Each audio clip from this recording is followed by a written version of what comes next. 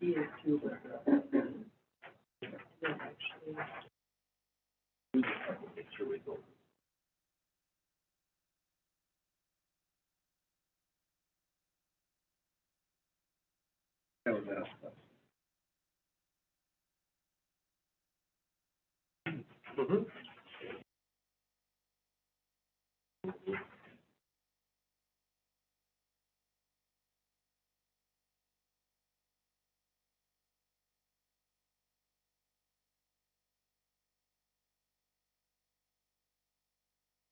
Those are all. Yeah.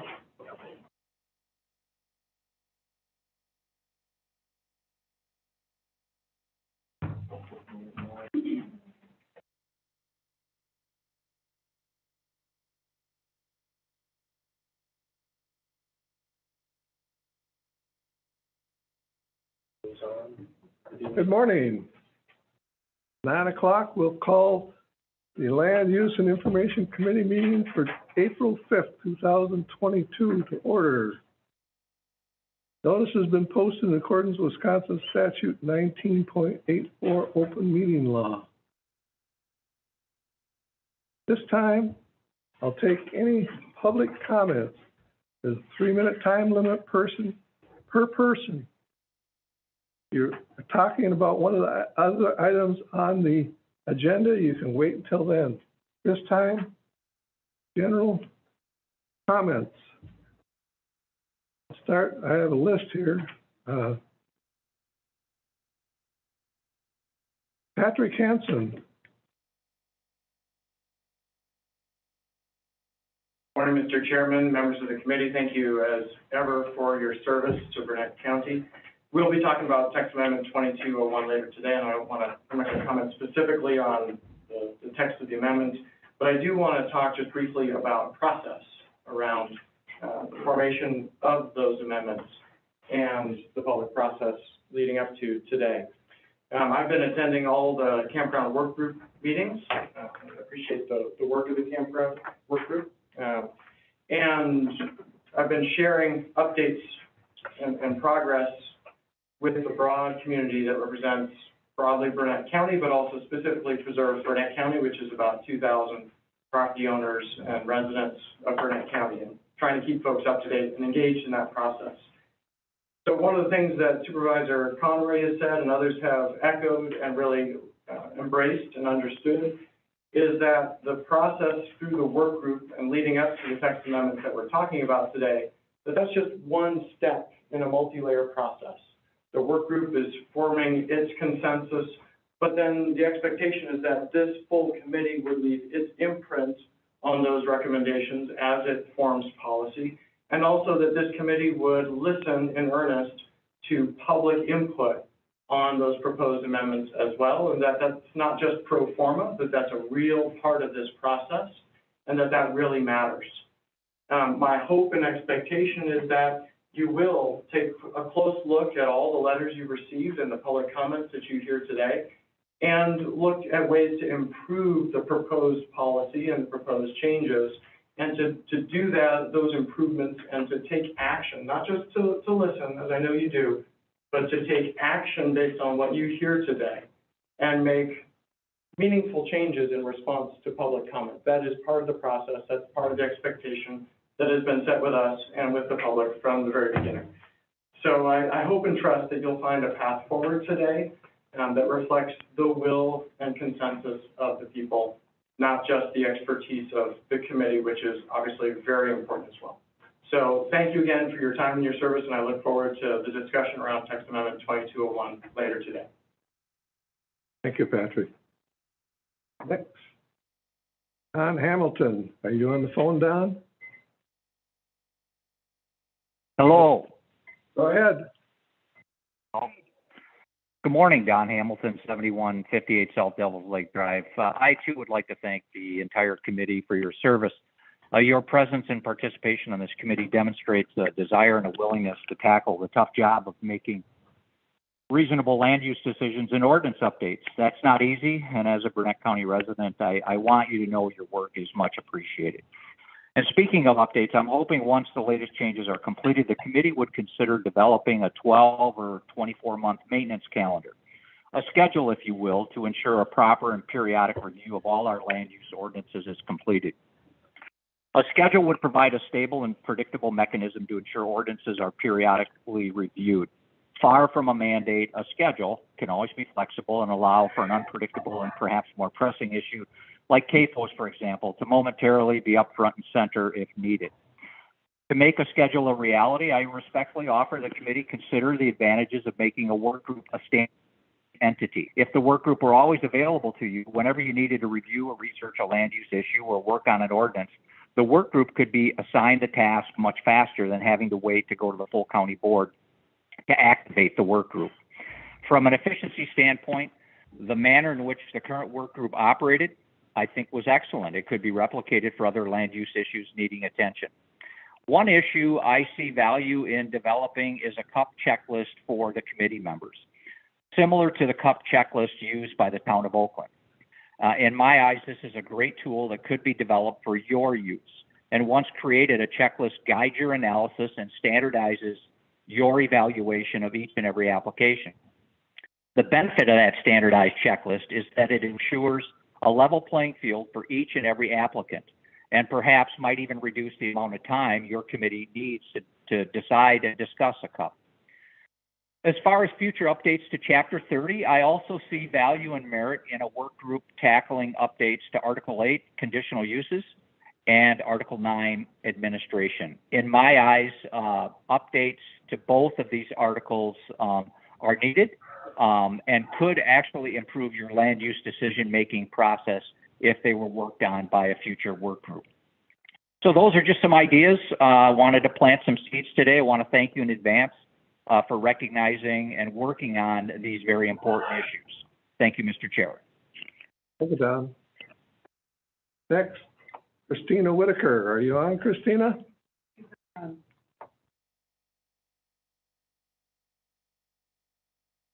there any other members of the public who wish to make general public comments?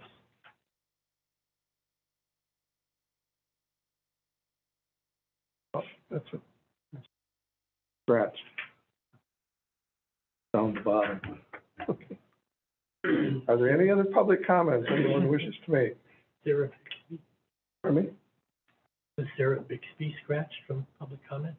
Some of them got moved because they wanted to speak Okay. text 2201 instead of general. They're down on the text amendment. Got it.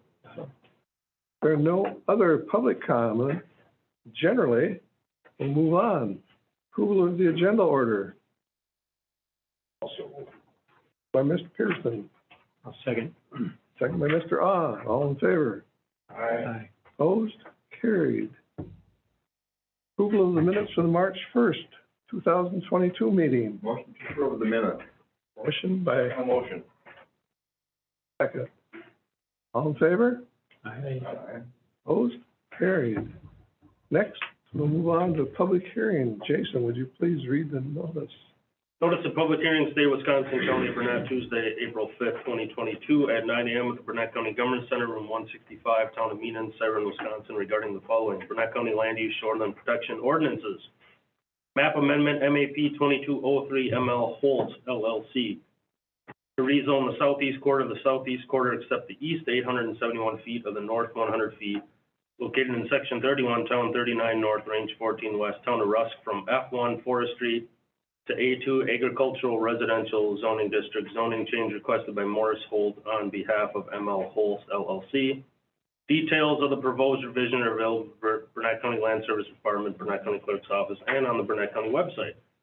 Conditional use permit, CUP 2203 Curry. Public notice hereby given to all persons in the town of Meehan and Burnett County, Wisconsin, that Jesse Curry has made application for a conditional use permit for the terms of the Burnett County Land Use and Shoreline Protection Code of Ordinances. Place a camping unit year-round on the property for up to 3 years, located at 7051 County Road X in the A2 zoning district, west half of the northeast quarter, section 16, Town 39 North, Range 16 West. Map Amendment 2204, Ray and Becker, that is postponed until next month. CUP 2204 Ray and Becker is postponed until next month. Map amendment, MAP 2205 Clausa, to rezone approximately 30,000 square feet of Lot 3 CSM Volume 9, page 192, around the existing dwelling, in order to sell the existing dwelling as a separate parcel located in Section 28, Town 41 North, Range 14 West, Town of Webb Lake, from C1 Commercial to RR1 Residential Recreation Zoning District. Zoning change requested by Miranda Clausa. Details of the proposed revision are available at Burnett County Land Service Department, Burnett County Clerk's Office, and the Burnett County website. Text Amendment TXT 2201, Burnett County Ordinances, Chapter 30 and Chapter 45, changes to various campground items. Public notice hereby given to all persons in Burnett County, Wisconsin, that the Land Use and Information Committee is proposing to amend Burnett County Code of Ordinances, Chapters 30 and 45, changes related to items from the work group on campgrounds. Details of the proposed revisions are available at the Burnett County Land Services Department, Burnett County Clerk's Office, and on the Burnett County website. Thank you, Jason. Public hearing, A, rezone request map 2203, M&L Police LLC from rezone F1 to A2. And Mr. Hoist, are you on the phone?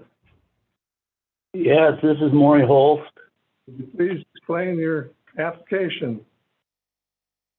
Well, I think it's pretty straightforward. The property is currently zoned F1, and I'm looking to change it to A2. And then I'd have the ability to subdivide it into 3 lots of approximately 12, and 13 acres. That's just what I prefer to do with it. I don't think it would have a negative impact on any of the surrounding properties. That there's quite a different types of zoning within a mile of that property. And I just feel it's the highest and best use for my land is to split it into Ag 2. It was recently clear cut, probably 10, 12 years ago.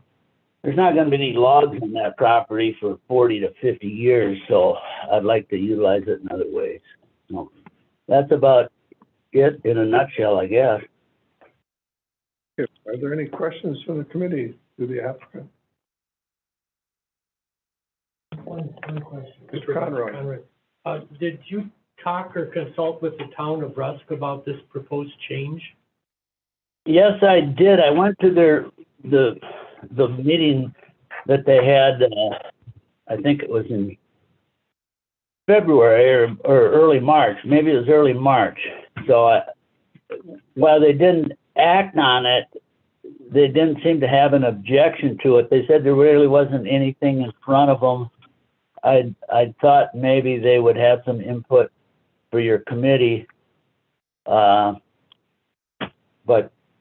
you know, I pretty much told them just what I'm just told you folks, and there didn't seem to be any resistance to it. But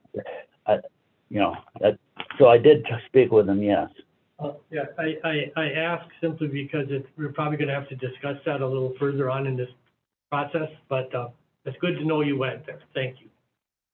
Okay. Jason, did we hear anything from the town? No correspondence from the town.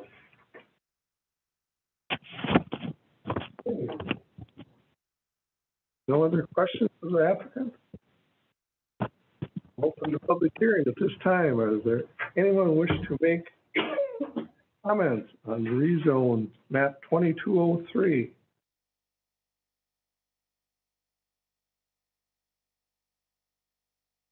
Hearing no comments, I'll close the public hearing at this time. We do have a email regarding this we just got. Yeah. I think that probably ought to be considered a comment for the public hearing. To address that? Yeah, we got you, I forwarded it to you, when was that, yesterday? I think we got it, an email from the neighbor.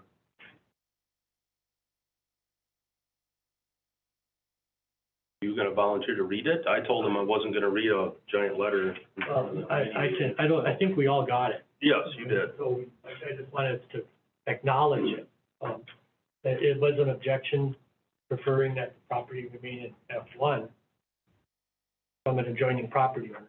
And that's part of the reason why I asked about the town involvement, because had the property owner, went to the town, the town might have had a different view, I don't know that, but obviously the town did not have that input at the time the applicant talked to them. But we, and the only reason I raised this raises the next question to my mind. Are those water bodies, Jason, do you think navigable? I see one that's blue, and one that's a mapped wetland.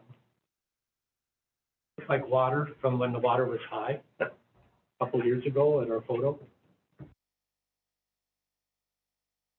And the reason I do that is because it's substantially in shorelands, if the town does not have veto authority if it is in a shoreline area. But it would have veto authority if it is outside a shoreline area. So we got a nitpicking argument here that we have exclusive authority, or maybe we don't. Without going and physically looking at the water bodies, I wouldn't know for sure if they're navigable or not. I didn't, I'm only basing this on having looked at the photos a lot, and the photo vintage here is with high water. So it looks like a little pond on the southwest corner. If that is indeed navigable, and the definition of navigability is pretty generous. You don't actually have to have water all the time. Ephemeral lakes can in fact create shoreline zoning. So, having said all that, even if the town said no, it may be that this would not matter. Trying to just get ahead of any debate down the road. I look at the 09 aerial photo, which was our typical, that was like our driest vintage aerial photography. There was still water there. When the water's high, it's only about an acre, so. It doesn't matter though, there's no Yes. minimum size for it. Yep. I know, you and I both know that, but reality. Okay, I think then technically this is predominantly a shoreland area anyway. Yeah, I haven't said that, so. For all we can- three of them? Pardon? For all three of the lots? Well, it wouldn't include it entirely, but it would reach into it because it's a 40, right? Yeah. So it would probably reach all the way to the north line, 1,000 feet, and it would reach to within about 300 feet of the east line and the arc back across there. So probably two-thirds of the parcel, isn't it? Pardon? It's for the parcel, zoning the No, whole parcel, and part of it is in, part of it is in shoreland. yeah, so doesn't that then make the whole thing, No, but it hasn't been subdivided yet?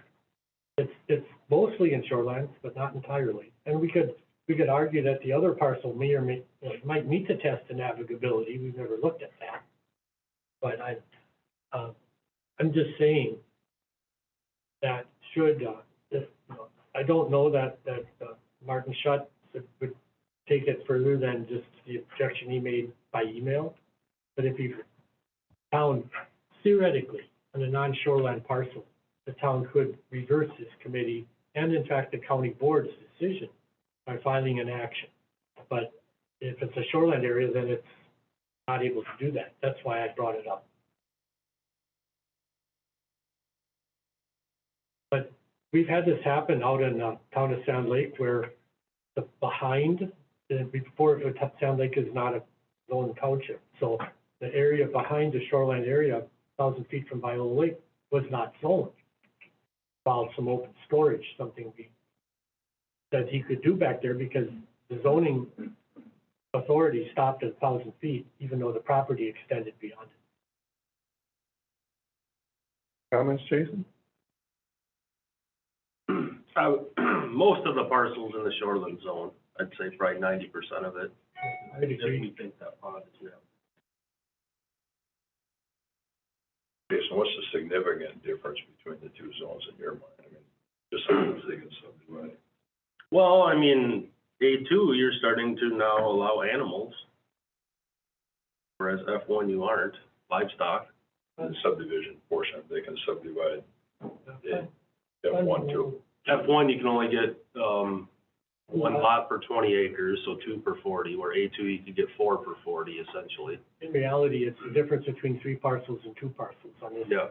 It's a pretty minor difference, but I mainly brought this up simply to acknowledge the 11th hour objection we got, to look at whether it was, what effect it might have. But I think it has a minimal effect, because the town has not much reason to take action on this if it's mostly shoreline anyway. I would just like some clarification. It's not subdivided yet. No. So this proposed 3 parcels is still 1 parcel, of which the one corner is in shoreland. So doesn't that make the parcel in shoreland? That portion that's within 1,000 feet, yes, but not the entire parcel. The shoreland line is a separate line from the parcel boundary, from a statutory point of view. It seems weird, I know, but it doesn't, the shoreland is a defined zone that's exclusive of any parcel boundaries. Right. That's the way to look at it, I think. And so if you can have a parcel that is in shoreland in part, you know, and then regulatorily, it doesn't matter, our zoning stays the same, whether we're in or out. And that's an important element. We don't have a separate defined zoning district, shorelands only. That became potentially illegal after 2015 Act 55 anyway. But we never did it. We always zoned the same, whether we were shoreland or not shoreland. So this is still going to be A2 or forestry, whether it's in or out of shoreland, won't matter. So does that mean that for any parcel, if it's only partially in shoreland, the town has veto? Well, I guess you could argue they only have veto of the portion that's outside the shoreline zone. Right. Right. But it would become a strange argument if that's why I was asking the question. If it's predominantly in shoreland, what rational reason would the town have to object?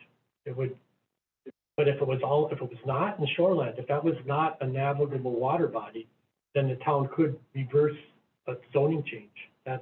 That's the point of it, was that if the town wanted to reverse, you know, it didn't say no when the applicant was there. Right.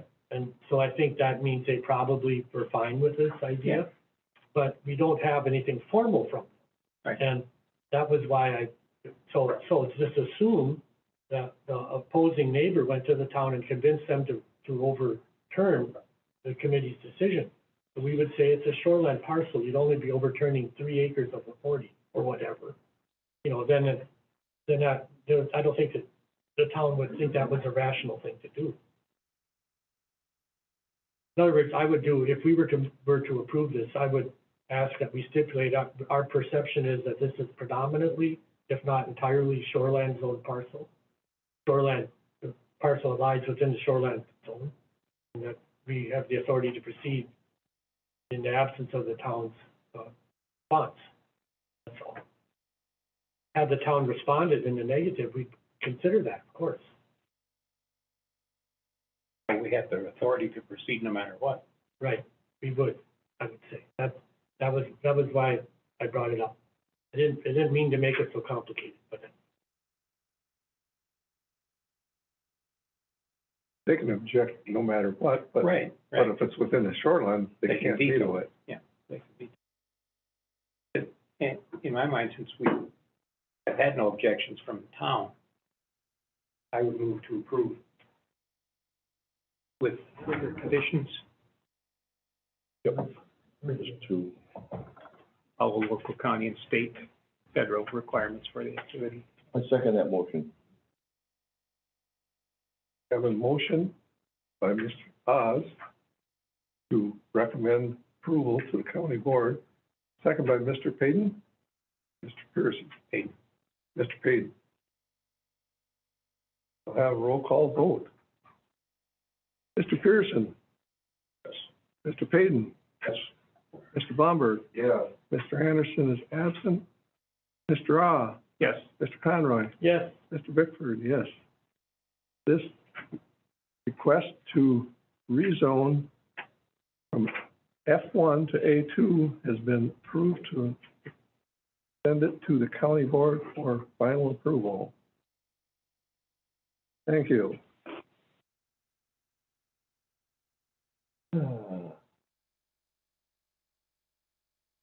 Next, we have conditional use permit CUP 2203, Curie. Applicant here, please state your name and what your plans are. Putting the camper under for a few more years, and talked to Jim Daniels from Hopkins yesterday. He come out on the site there about putting a sanitary system in it. He said he don't see any problem with that at all. Within the time frame. Yeah, it said on the paper I got by June 1st, and he said within a day or two, he said he should have it in. As long as it depends on the road plan, that how long you stay on or something. He thinks he can have it done by June 1st. it's gonna be a conventional system. What is that like? Is that a drain field and a septic tank? Well, you said I could go that way or a holding tank, whatever, which one I wanted to do. Okay, Well, He took a perk test, he said it would have to be a mound system. well, that's the question. Yeah. It's a mound or but a holding tank is a permitted use. Any other questions of the applicant? Question I have is, the septic system would be put in, but it would have to be hooked up to the camper Yep, by that date. yep. But this is a thought, what you might wanna do if are you planning to build in the not too distant future? A mobile home or a small cabin, one or the other, I don't know. Well, only reason I ask, and this is just free advice, worth what you're paying for it, right? It's that amount is expensive initially, but you don't have to pay to pump it every time it's full. And you will be astounded, even in part-time use, how much water you actually use. Yeah. In there. And you're gonna pay somebody a lot of money to come and pump that out every time it gets full. Mm-hmm.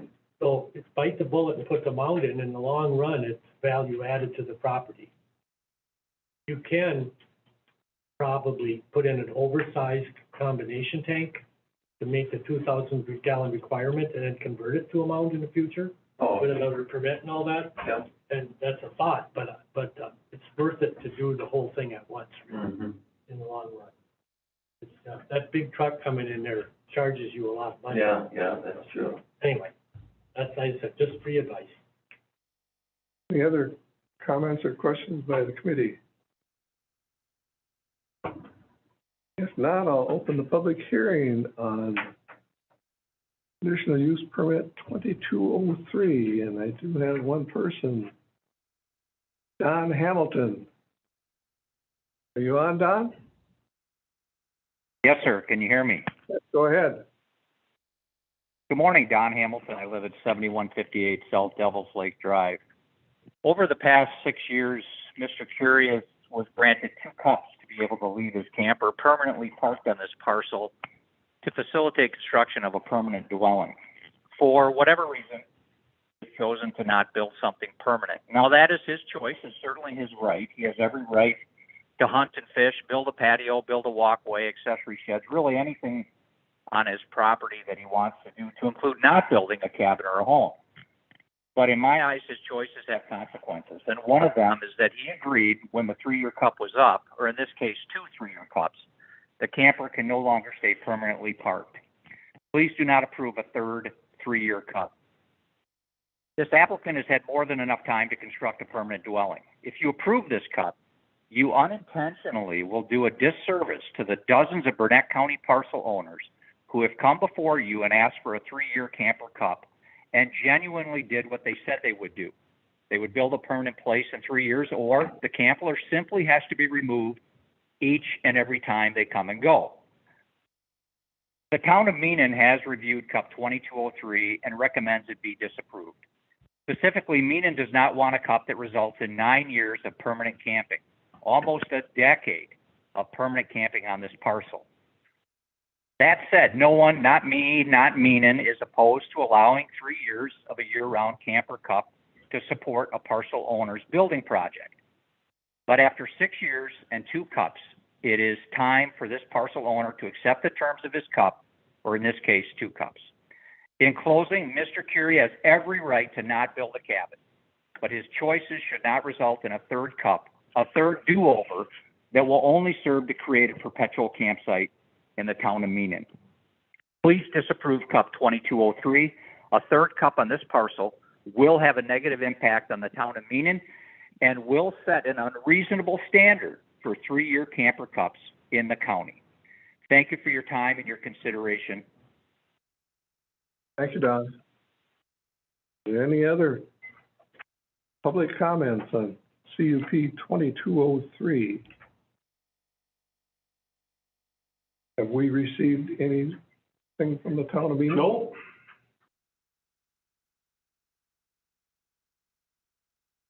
Hearing no other comments, I'll close the public hearings this time.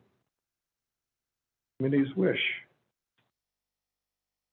One consideration I think that is unavoidable right now with anybody trying to build anything, both the spiking of cost of material and supply chain issues that make it a little harder to say, well, go out and build a cabin this summer, because it isn't likely to happen. I might toy with the idea of shortening this one up from 3 years, but I don't think we should deny him outright. Payton. Well, I was just, 3 years ago, when this cup was approved, it stated in there that the last cup approved, 2019, stated that the sanitary system would be required for future approvals. That statement, it kind of suggests that we would approve it after 3 years ago. And I was just wondering, any comments? I guess I'm looking for some comments on that. An interesting point, that it does seem as though we're saying, okay, if you want another 3, you gotta put in a septic. So in other words, he has been, for the last 3 years, that's what he was planning, based on what was approved 3 years ago. Any other comments from the committee? I'm interested in to hear what Supervisor Conroy has, his thoughts around the different terms. Right, I thought, I get the point, and I think that this has got to be the last one. But I think, we could conceivably shorten it to less than 3 years. We were of a mind to do that. Give them a date certain that a camper is replaced with some kind of a dwelling. That could be like a year from this coming fall sometime, a year and a half about. Is that reasonable time frame? No, but it's a thought. I mean, it's going to be, it would be the most, it would be, to my mind, it's 3 years. Don't see us doing another one after this. Because 3 years ago, things were a little different for us too, right? And we implied, we didn't really say this is the absolute last one 3 years ago. So reasonable expectations from us, but either we really can't bind another committee 2 years from now. Could be entirely different people, right? Not if we knew it, but we could, within our own terms, say that, we're going to go,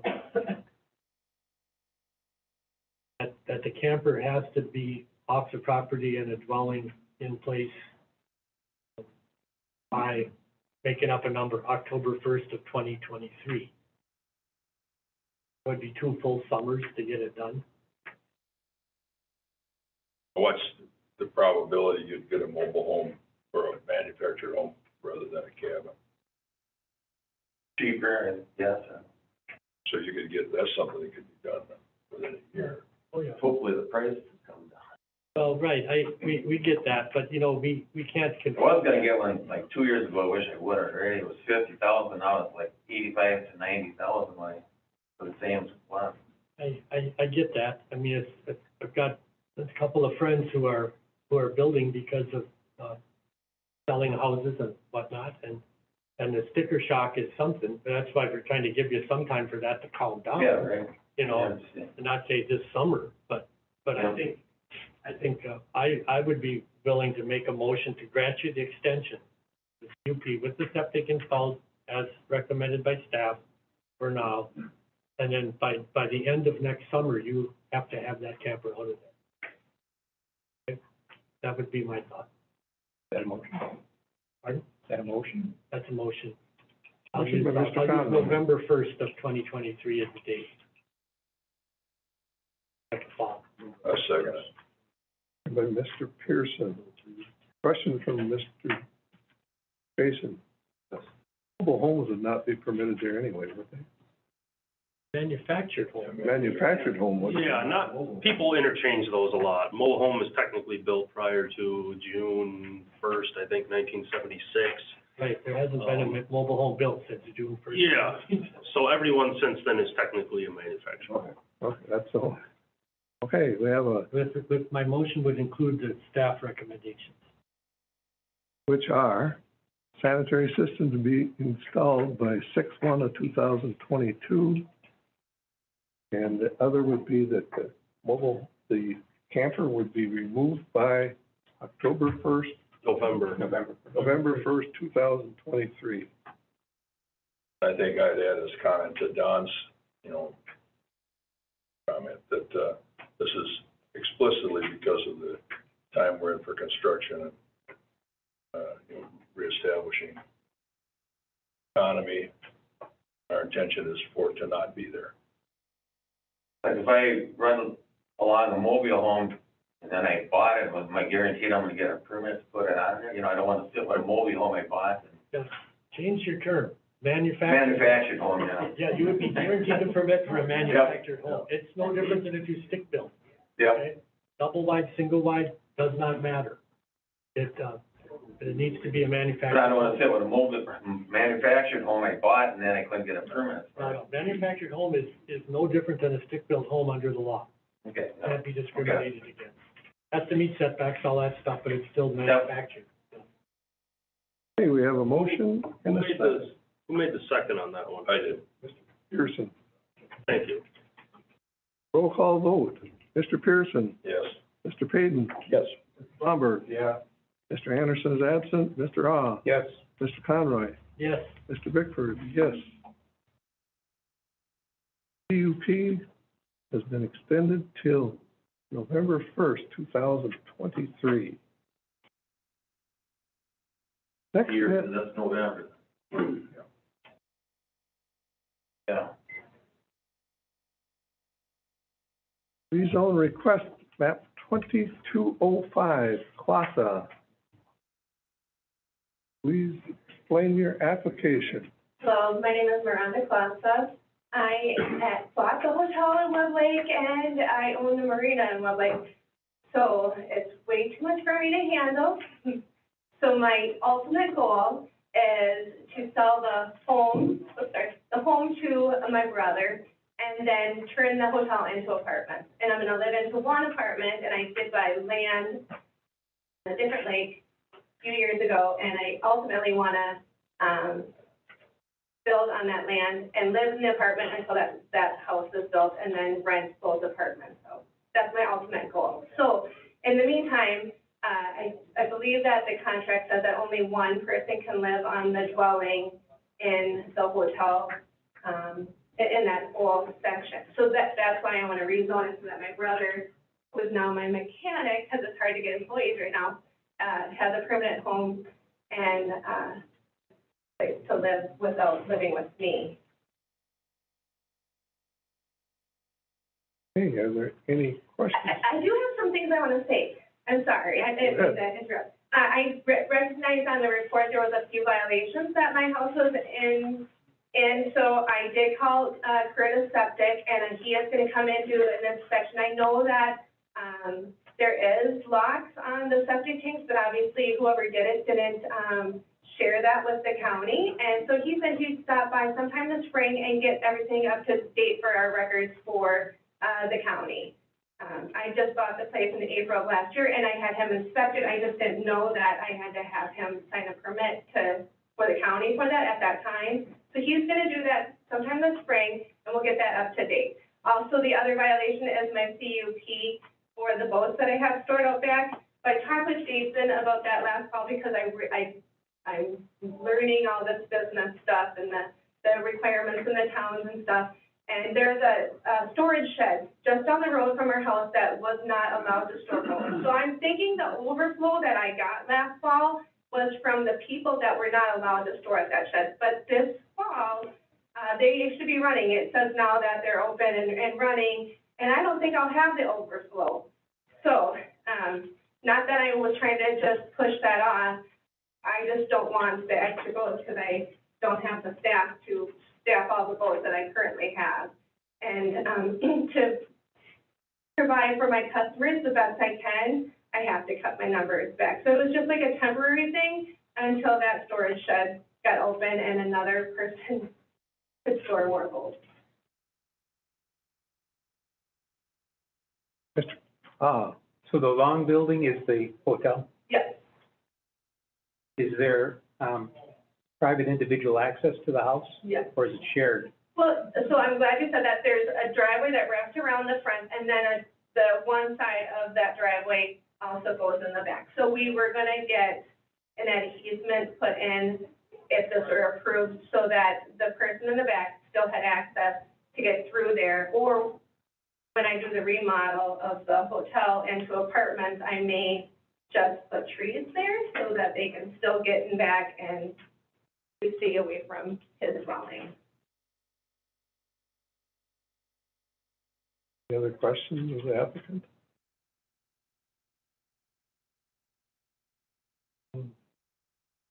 You're good with this, Jason? Looks good to you? Yeah, I wouldn't have brought it here. I guess I didn't think it was possible. I mean, just what you would prefer them to do. Otherwise, couldn't they be all rezoned to one zoning if that's gonna be residential rather than motel? Didn't have- Well, we don't allow more than a duplex in a residential district. She wants to have more than 2 apartments in that hotel, so that's why I'm saying, As long as, keep that commercial, then it's a conforming use. yeah, that's what I was gonna ask too. It's an apartment building is a permitted or CUP in a commercial district? Yeah, I mean, right now it's a hotel, so that's a permitted use in commercial, so, I guess I feel like the apartment building is kind of pretty close, because let me look up the wording. Well, and it said in the paperwork that you got me that 5 of them were zoned for a hotel and 5 of the hotel rooms were zoned for an apartment. So, kind of weird, but that's how they had it. Yeah. And however they did it when they did it. That's right. That was more than 20 years ago. So a permitted use in the commercial is motels and tourist homes. I don't know exactly what a tourist home is. And then rooming houses and boarding houses, kind of the same things. Yeah. We don't define those. Those are old archaic terms. Yes. I think we can say that is the same equivalency and be okay with it. Yeah, that's how I was looking at it. I'm like, apartments, hotel, I mean, you have hotels now that are those long-term hotels, you know. Step up the rest of the ordinance, we can correct that then. Yeah, there's a lot of stuff we can clean up, yeah. Anyway, yeah, I think that what you want to do makes sense to me, as long as you get into compliance. No storage is okay in that district, you know, outdoor storage, I should say. As long as you don't do it in. Oh, the outdoor storage, unless I apply for the CUP permit, is that what you're saying? Yeah, if you wanted to Right. do it next year, you'd have to apply for a CUP for the commercial area. And if I were to do that, because I don't want to be liable for my customers' boats, I would have to expense it off too, so it'd be like a 2-year plan before I could even. Yeah, So then we're talking, you can decide if you even want to do it. It might be something that's better to not have there, because for people with an apartment use may want to have the ability, it's worth more as a residential type of Right. environment than having storage going on back there. And then you don't necessarily know how secure it is either. That's right. So there's Yep. things to think For about. liability reasons, that's what I was thinking too. Exactly. Yeah. Are there any other questions of the applicant? If not, I'll open the public hearing for rezone map 2205, possible rezone from C1 to RR1. Any public comments? Yes. Go ahead and state your name and Steve Austin, Town of Webb Lake. And Jason, I don't know if you got the letter in, our clerk was, but we had our town meeting last night on this issue. And we approved, we were okay with what she's requesting, so I just wanted to pass that on. It'll be in our minutes. Yeah, we didn't get anything Okay. yet, so, yeah. any other public comments? If not, I'll close the public hearing at this time.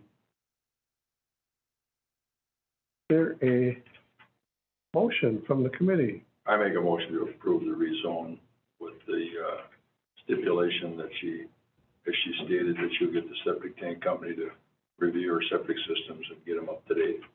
Staff recommendation was,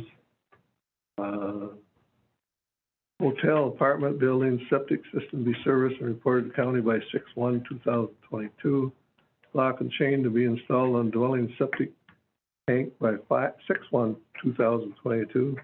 Septic tank for the hotel apartment to be properly secured, locked by June 1st, 2022. Number 4, outside storage items be removed from the site by June 1st, 2022. 5, certified survey CSM to be completed by October 1st, 2022 to divide the parcel. Follow all local, county, state, and federal requirements for the activity. Motion by Mr. Pearson. Second, Motion second by Mr. Conroy. and I'll ask a question. I'll ask it to Heidi, because she should know this now. Will the wastewater flow be different from the motel and with apartments, or conversion-wise, on the systems? We will check on the sizing I of think that. we don't need to make that a condition. Yeah. Because it's gonna be required anyway. But when it was originally permitted, like she said, the sewer was sized as 5 apartments, 5 hotel rooms. Okay. So they would have upsized it quite a bit for the 5 apartments. I have to admit, that's a segment of the code I can't recall perfectly right now, so I don't know. But I think the expectation with following all the rules is that you'll have to do that evaluation with a plumber to make sure that your system has to be able to accept the load that you're going to put into it. So it may not quite up to size, we don't know, we'll have to look at that. This motion is just a recommendation to refer on to the county board for final approval For the rezoning. for the rezoning, yes. We'll have a roll call vote. Mr. Pearson? Yes. Mr. Payton? Yes. Mr. Blomberg? Yes. Mr. Anderson's absent. Mr. Ah? Yes. Mr. Conroy? Yes, Mr. Bickford, yes.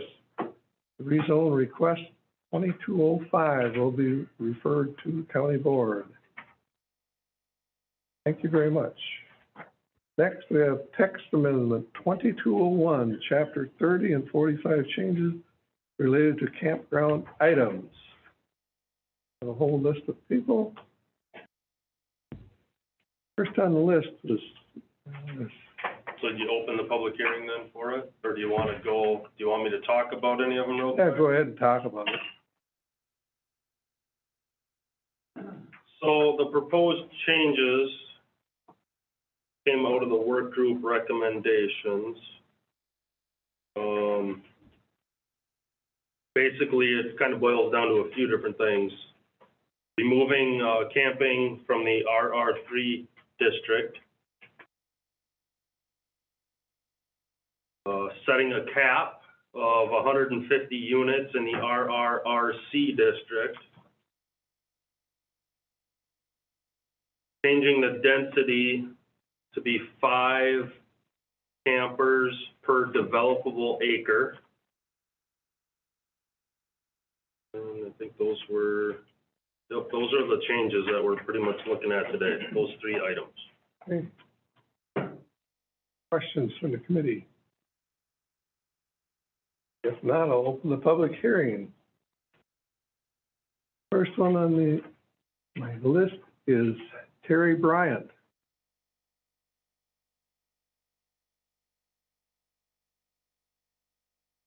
You will have 3 minutes. First, I want to thank you for your time and commitment to Burnett County. I sincerely appreciate all that each of you do for this place that my family and I have held so dear for over 60 years. Stop, look, listen. When did you first hear those words? Probably it was the first day of kindergarten. These 3 concise words represent a wealth of sage advice that can apply to situations like the one we're facing here today. As you consider yet again the issue of campground size and density in Burnett County, I respectfully ask that you take a moment and stop.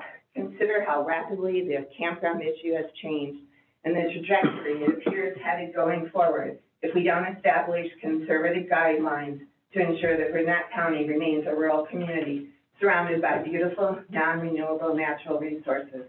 As far as I know, none of us have a crystal ball, nor can we predict the future, so we have to do our best to establish a responsible baseline that will protect the citizens who call this county home and at the same time protect the natural resources that attracted so many of us to the county. Look what's happening to the county with respect to the large number of campgrounds already in place. What's the experience of the homeowners who live near those campgrounds? What's happening to the natural resources close by? And are any of the public access points in the county really equipped to handle more visitors? How do we avoid irreversible harm? Listen to your constituents, including those who live here year-round, who vote today, who pay high property taxes, shop locally, and who support local fundraisers like Webster's Taco Bingo coming up Saturday and Siren's Big Gig on Sunday afternoon. We've received over 200 letters from constituents with some really good suggestions. I hope you have a chance to review those. And then please consider the following. Preserve and protect the quiet rural life so many of us specifically chose. Reduce the density to a standard level more compatible and equitable with other lot size and subdivision rules across the county, which would be a limit of 2 to 3 units per acre as a baseline. Cap the number of units per facility at 50 as a baseline, not 150. Remove campgrounds as a conditional use in RR3, and establish a separation of at least 2 miles between existing campgrounds. We need real limits on campgrounds that establish a manageable baseline that will safely guide this county into the future. Why try to guess today what's best for tomorrow and all the tomorrows to come? Thank you. Next, Carol Huff.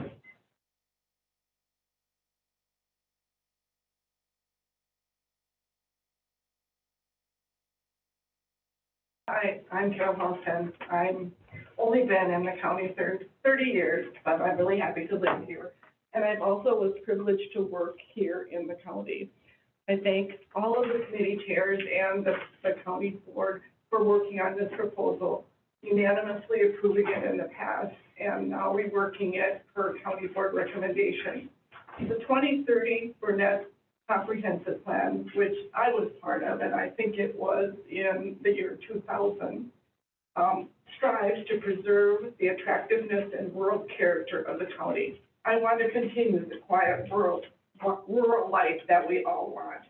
The Land Use Committee worked really hard to make a cap on the number of sites with our C zoning district. The proposal at 150 is 50% higher than previously proposed and unanimously approved by the committee. Please limit this to 50. Increasing population brings revenue, money to campground owners, RV dealers, but they pay little or no taxes. It affects the rural beauty of Burnett County. I request you put a limit on 50, not 150. I live on the lake shore, and when I walk down there, I find all the stuff that occurs, and it's there over the winter, although it's not opened by me. The work group committee, and I apologize, I couldn't print this bigger, and I can barely see it. It's like a font of a tube. The work group committee recommended amending the current density to 10 campsites per acre to a lower limit. Campground current lot size and subdivision in the county is 2 to 3 per acre, and of course, that's for houses, and I've camped. One of the things I want to point out too is the wastewater used in Wisconsin residents is 56 gallons per person per day. Water used in campgrounds is 30 gallons per campsite. I know that on warm winters, warm weekends and in the winter when people come, there's more than just me at my house. So I hope that if it's considered, that we look at that. And as the previous speaker said, I think it's great that we encourage this, but once we make the decision and open the doors, the damage could be done. So again, we don't have a crystal ball, but I encourage you to look at carefully and consider all of us that work and live in this county because we love it here. Thank you so much. Thank you, Carol. Next, Patrick Hansen.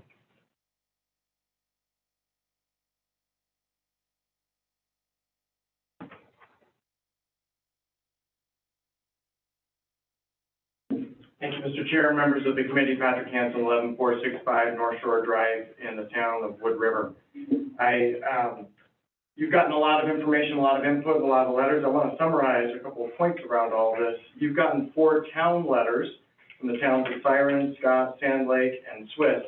These towns, the population of these towns combined represents almost a quarter of our rural county population. When you look at the population outside the villages, if you exclude the villages, those towns represent almost a quarter of our county population.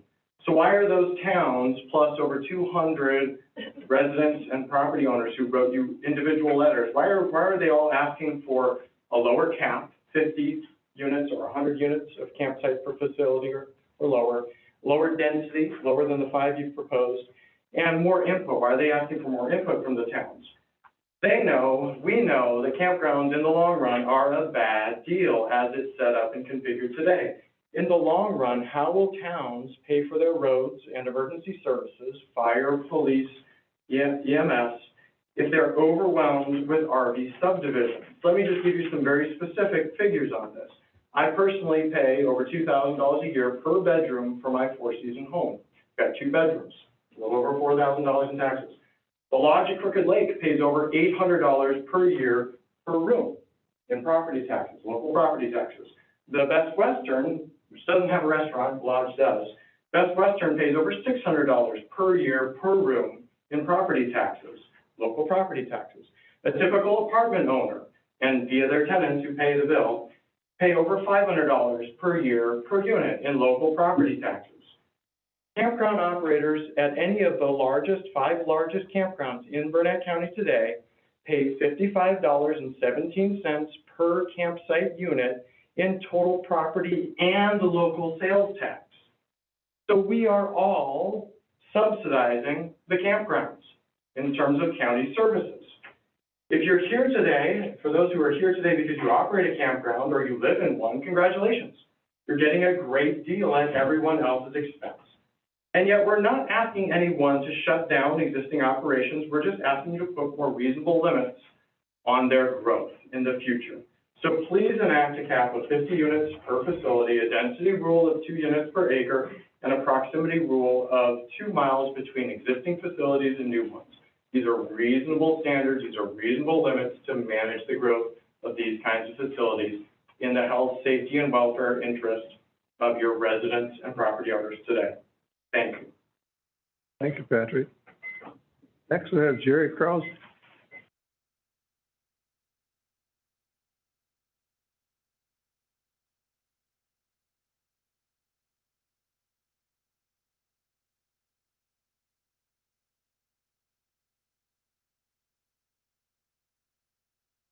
Hello, I'm back. Jerry Krause, 6720 Hayden Lake Road.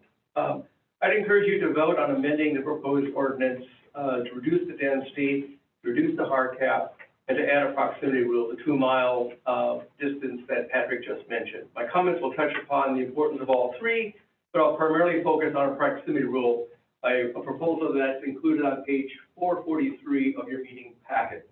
It's also been urged by a number of letters, including 3 of those from the towns of Swiss, Siren, and Sand Lake. As I mentioned at last month's meeting, the 10 square mile corridor straddling State Highway 35 between Webster and Danbury has 40% of the county's RV sites on only 2% of the county's non-public land. Without a 2-mile proximity rule, the existing RV parks within this corridor expand from 700 right now to over 1,000 if allowed under 50 limit size. Plus, there are unknown number of new RV parks that could be added as well. Not only is this narrow corridor, as I mentioned before to you, at risk of further saturation, but so is Clam Lake, Webb Lake, and Mackenzie-Benoit Lake areas. This committee may have some reticence to include a proximity rule, but it is my understanding that Mr. Grindell, County Corporate Counsel, has expressed no concerns with such a rule. So let's see how under the existing text amendments, with a density of 5 per acre, a cap of 150, and no proximity rule could be applied. Maybe this property is north of Yellow Lake. The 20-acre site, 1 dwelling, what could these owners expect across the road on the 40-acre site? Maybe 2 dwellings if it's in F1, 4 dwellings in A2, or 8 in RR3. But what if it's rezoned to RRRC? It's a perfect spot. It's close to a grocery, it's close to bars, it's close to restaurants. It's not far away from a public boat landing on a very big lake. 150 RV trailers crammed onto 40 acres. At 2 persons per trailer, it's half the size of the population of Webster. And with a warren of gravel roads and single entrance, it's 13 times the density of Webster and 38 times the density of Danbury. Plus, it's likely to have gobs of fire pits and barbecue grills, hundreds of automobiles, trucks, and ATVs. But what of our hapless owners across the road on that 20-acre parcel?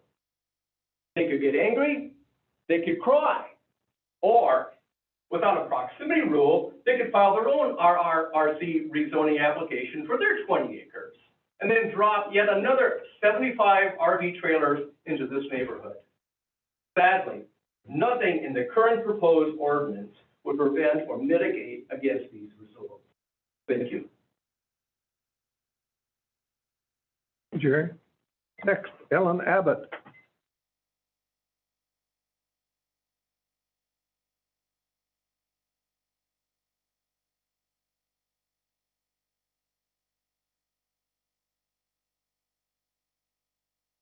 That would be me. My name is Ellen Abbott. My address in Burnett County is 6720 Hayden Lake Road. Thank you for the opportunity to address you. My family has had seasonal cabins in Burnett County for almost 60 years. First on Lake Minerva and then also on Webb Lake. I am very concerned about what the density, size, and location of RV parks is doing in our county.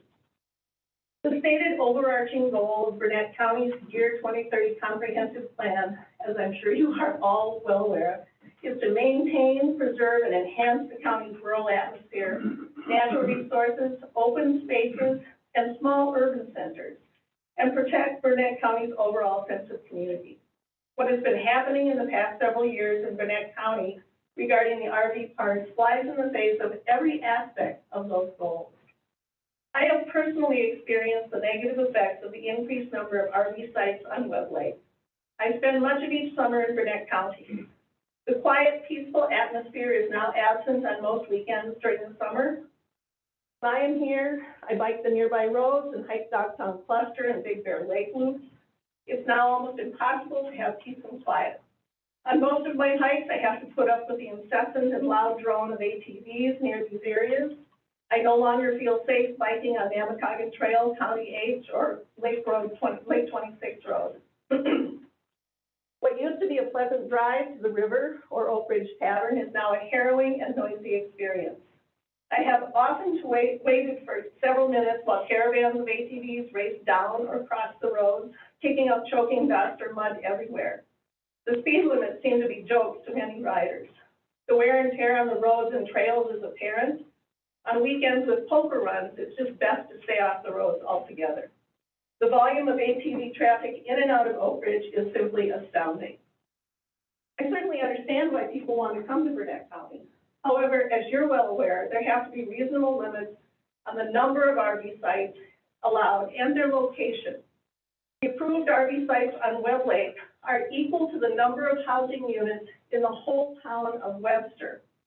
Essentially, you have approved new urban centers without any infrastructure and virtually no tax base to support them.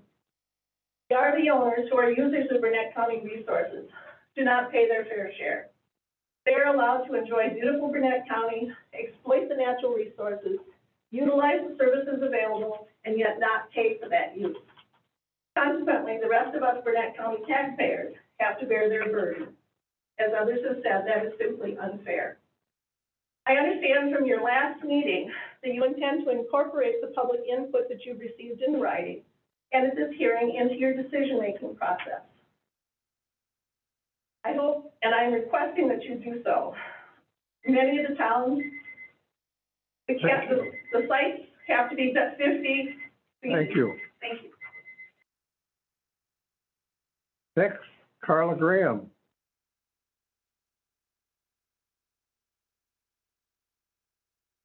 Good morning, everyone. My name is Carla Graham, and I own property on Deer Lake. Thank you for your continued due diligence on amending Chapter 30 and 45 as it relates to campgrounds. I welcome the changes that you are proposing to reduce current campsite density, add a cap for campsites, and remove the campground from RR3 zoning district. I also challenge you to go further in your proposed changes as follows. Reduce the density standard to 2 sites per developable acre. I took into consideration that each site allows a camper RV, a deck, a patio, a shed, a screened-in area, parking for personal and recreation vehicles, including boats and trailers, etc. Then add people and pets to the mix. Campgrounds should not resemble parking lots. Campgrounds should represent the best of Burnett County, which is the Northwoods rural character, small town atmosphere, beauty, pristine lakes and land, peace and quiet, nature and wildlife. I'm going to give you an example. A 40-acre campground that has 4 people per site and 1 vehicle, then has 4 friends visiting for several days with 1 vehicle. For 5 sites, you'd have up to a total of 1,600 people at one time in that campground and 400 vehicles. If you do 2 sites per acre, you've got a total max of 740 people and 160 vehicles, and this is still a high quantity in a residential area.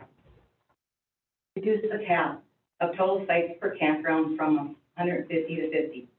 Yes, this limits existing campgrounds from expanding, but we as property owners also have limits on our expansion. The changes I've recommended do not put anyone out of business. It does not shut down campground operators. It does not prevent future campground projects. It merely protects residents and property owners from the threat of massive RV and park model lots the size of small towns popping up in residential areas. One topic that has been discussed by others recently is taxes. The county portion of my 2021 property taxes increased 20.1% from 2020. I keep hearing campers bring revenue into the county, but my taxes don't reflect that. Seasonal campers need to pay property taxes, or you could call it a seasonal camper local fee to help fund the county and town services which they use. Hotels in Siren charge a village fee for lodging. Heartwood Lodge charges a resort fee for lodging, and these are above and beyond the 5.5% that they pay for sales tax. Seasonal campers need to be accountable for funding services, and this is a way to do it. Let's work together to protect the pristine area, lakes, and environments to ensure future generations can enjoy and experience this special Northwoods area. Thank you. Thank you. Next, we have Joy Dressel.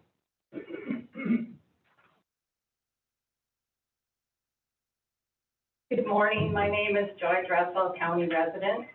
I'm requesting that the committee amend the ordinances with a cap of 100 campsites for new conditional use permits for campgrounds. Doing my research for ordinance amendments, I came across this statement. First, the ordinance change must be guided by and consistent with the adopted comprehensive plan. And Burnett County's comprehensive plan has a goal to maintain, preserve, and enhance the county's rural character. Here are some facts and information regarding recent change that is in direct conflict with this goal. Most of you on this committee, during your tenure, you have seen over 100% growth in the number of campsites in the county. There are presently over 2,000 campsites in Burnett County, which in theory would accommodate 8,000 people. In a county with an infrastructure designed to support its 16,000 residents and the seasonal homeowners. I find it misleading for anyone to describe our current request for change as punitive and limiting. Last October, I provided you with information on state licensed campgrounds, which I emailed to you again this morning. The statistics show that the vast majority of campgrounds in Wisconsin, 79%, have 100 campsites or less. And using Jason's spreadsheet from the work group meetings, Burnett County currently averages 64 sites per campground, leaving potential expansion opportunities for many. As I read through the letters for today's meeting that came from stakeholders all over the county, I noted that many touched on issues around health, safety, and welfare. Property owners have noticed a real degradation in the natural environment in the county through noise pollution, littering, and trespassing, with much of this activity coinciding with the expansion of campgrounds. Bringing in more and more high-density groups of people, those without a vested interest in the county, is going to perpetuate this problem. Many property owners commented on taxes and questioned the perceived disconnect in property valuation, with campground operators taxed at the same rate as a single-family homeowner. I read the letter sent to Burnett County leadership in Jason Town regarding the process of property assessment. It appears the county is missing an opportunity for additional revenue from businesses operating in residential areas. As has been said by members of the committee during these meetings and stated in the research, zoning changes are not a popularity contest. 200 impassioned pleas mean nothing without facts to back them up. But over the last 4 years, property owners countywide have provided you with relevant facts and information that legitimately allow the committee to vote for an amendment for a 100 campsite cap. Periodic revision is an essential exercise if the ordinance is to establish and maintain a rational land use pattern. Please consider the input of and adopt a 100 campsite cap. Thank you. Next, Diane Lund.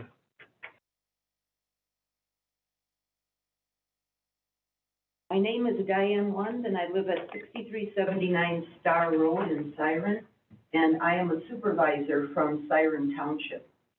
I'm here this morning to make you aware of the results of a Siren Township meeting held last December, an open public meeting concerning conditional use permits for storage units and campgrounds on Laverne Road.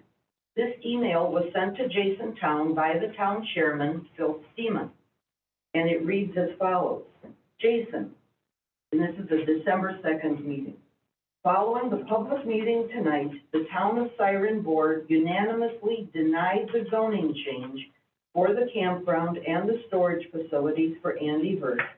It was denied based on our town comprehensive plan, specifically Section 8.11 Land Use Policy and Recommendations, LU11C.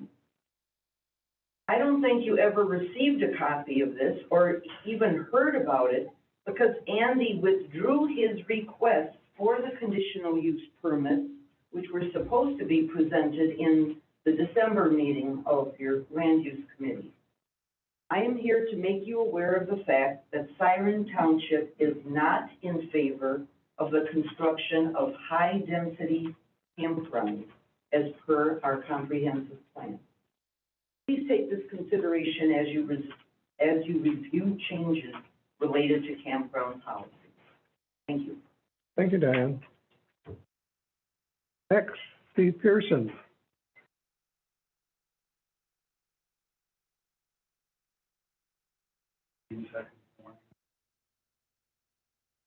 We're not gonna do flashcards for the audience, sorry.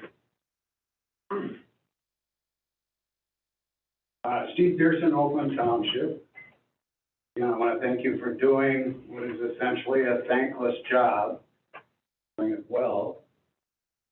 Code changes for this portion of the Burnett County Code were long overdue, since the definition of what is a campground has changed considerably over the last 50 years. In fact, I think if the authors of the current code looked around at the campgrounds in existence today, they would see that they more closely resemble an RV subdivision filled with either RVs or, in some cases, semi-permanent or permanent homes in the case of a park model where the wheels and the chassis have been removed. So with that in mind, I'm grateful to this committee for looking at the code and making these changes. I look around at the committee and I see men who are close to me in age. I'll be 70 this year. And we start to think at this age about what our legacy is, what we will hand down to generations that come after us. I know I'm thinking about that, and I'm guessing that you will, or you are currently. And I look at this as kind of a legacy moment here. Because as Craig said long ago during one of these meetings, this is sort of a once-in-a-generation opportunity that you have here. So I think it's incumbent upon us to get it right. And that's why I'm advocating for a cap of no more than 100, preferably 50, with any increase over that being at the discretion of the towns. And also a density rule of less than 5. And let me tell you why. I talked the last time about a sort of a double dose of unfairness that the current code contains. Take the case of a young couple who come up here and buy what they call their dream piece of land, 10 acres, zoned A2, allows for one domicile, one dwelling. They build their house, only to realize that next door on the adjoining 10-acre parcel, someone has gotten a cup to build a campground. They can put 50 campsites on that campground, or perhaps slightly less, allowing for the infrastructure needs of that campground. That dream, that hope for a quiet pastoral existence is suddenly just wiped away. Something to think about. That's one of the two kinds of unfairness. Patrick talked about the tax unfairness, as have many others, and paying for services, because as we all know, RVs, park models pay no personal or no property taxes. And so they do nothing to contribute to the tax base in that way. Thank you, Steve. Next, we have Steve White. Are you on, Steve? Yes. Go ahead. First of all, I'd like to express my sincere thanks to the committee members for their work on the campground recommendations. Because my cabin was adjacent to a proposed RV project, the protections you recommend in the campground provisions have had added significance for me and my family. To finish the provisions in a way that will protect all the residents of Burnett County, I'm asking the committee to follow the work group's recommendation to remove campgrounds as a conditional use in the rural residential zoning district. I'm also asking that the committee go with a more reasonable cap on the number of sites. 150 units per facility is really no cap at all. As we are all aware, the noise and disruption of a full campground of this size would place additional demands on our law enforcement and emergency services. The cost of those emergency runs to massive RV parks are borne by you, me, and the rest of the county taxpayers.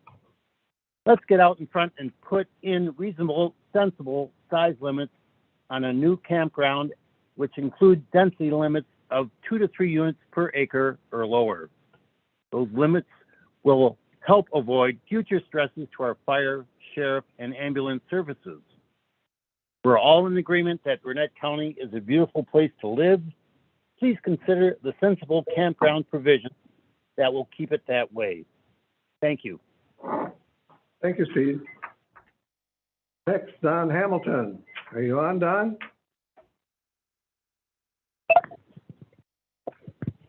Don Hamilton, are you on? Hello, can you hear me? Go ahead. Don Hamilton, I live at 7158 South Devils Lake Drive. Today, I respectfully ask your support of three things. Number one, I concur that we should remove our R3 from the list of zoning districts where campgrounds are allowed as a conditional use. Number two, I agree with some previous speakers that we should establish a two-tier cap for campgrounds. Tier 1 would allow up to 50 campsites per campground with no more than one camping unit per campsite, except tents would be allowed. Tier 2 with town board approval allow up to 100 campsites per campground with no more than one camping unit per campsite, except tents would be allowed. Although lower than 150, a cap of 100 is what this committee unanimously approved last year. It's also consistent with the position numerous towns, several who have formally stated their opposition to a cap over 100. And countywide, really, the average campground is 50 sites currently. So a cap of 100 would allow most campgrounds to expand, and the average campground, with town board approval, could almost double in size.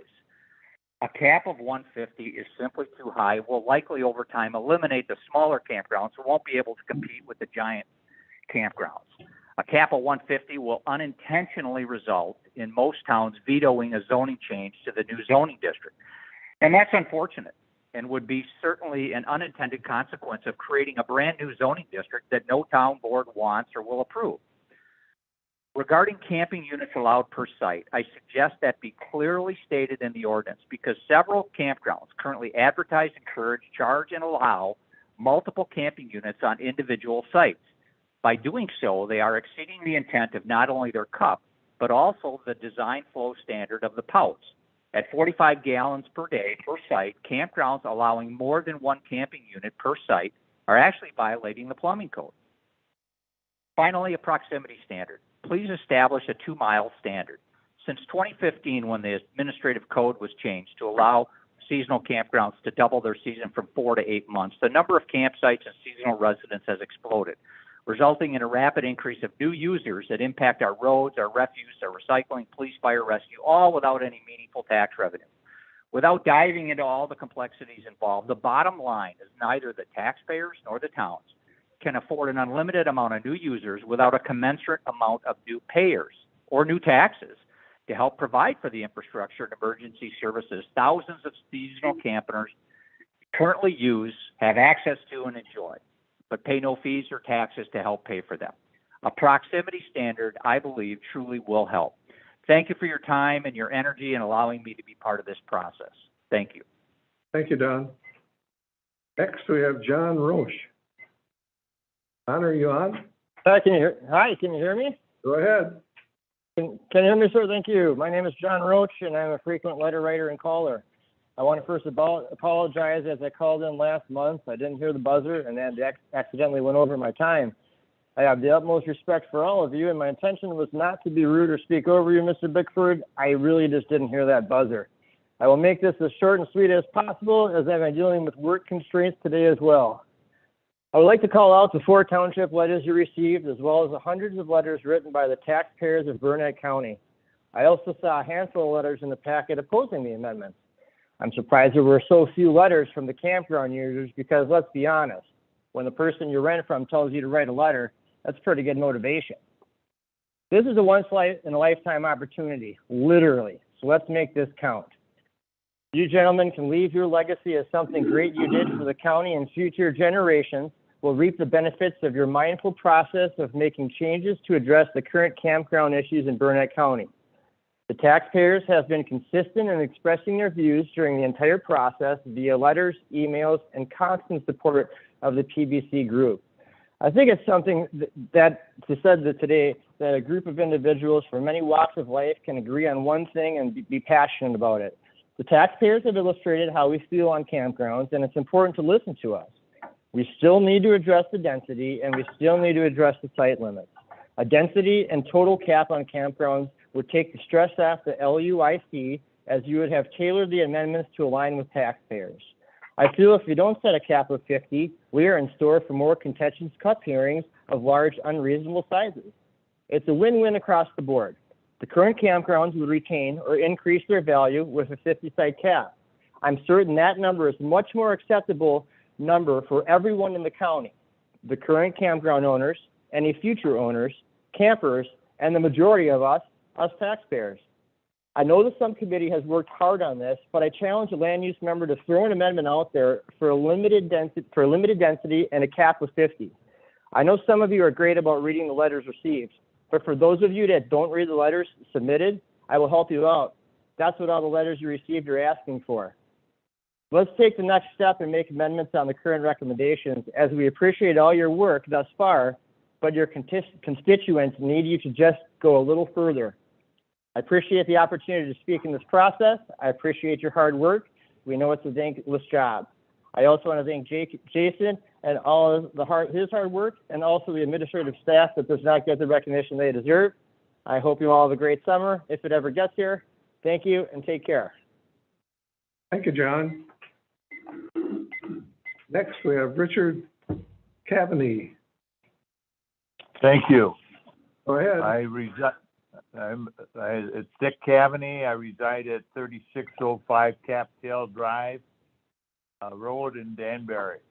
I've got a few comments about what my life has been up there. We bought our cabin in '72 and have spent thousands of enjoyable hours there since. We have 3 children, a son and daughter, and a second son.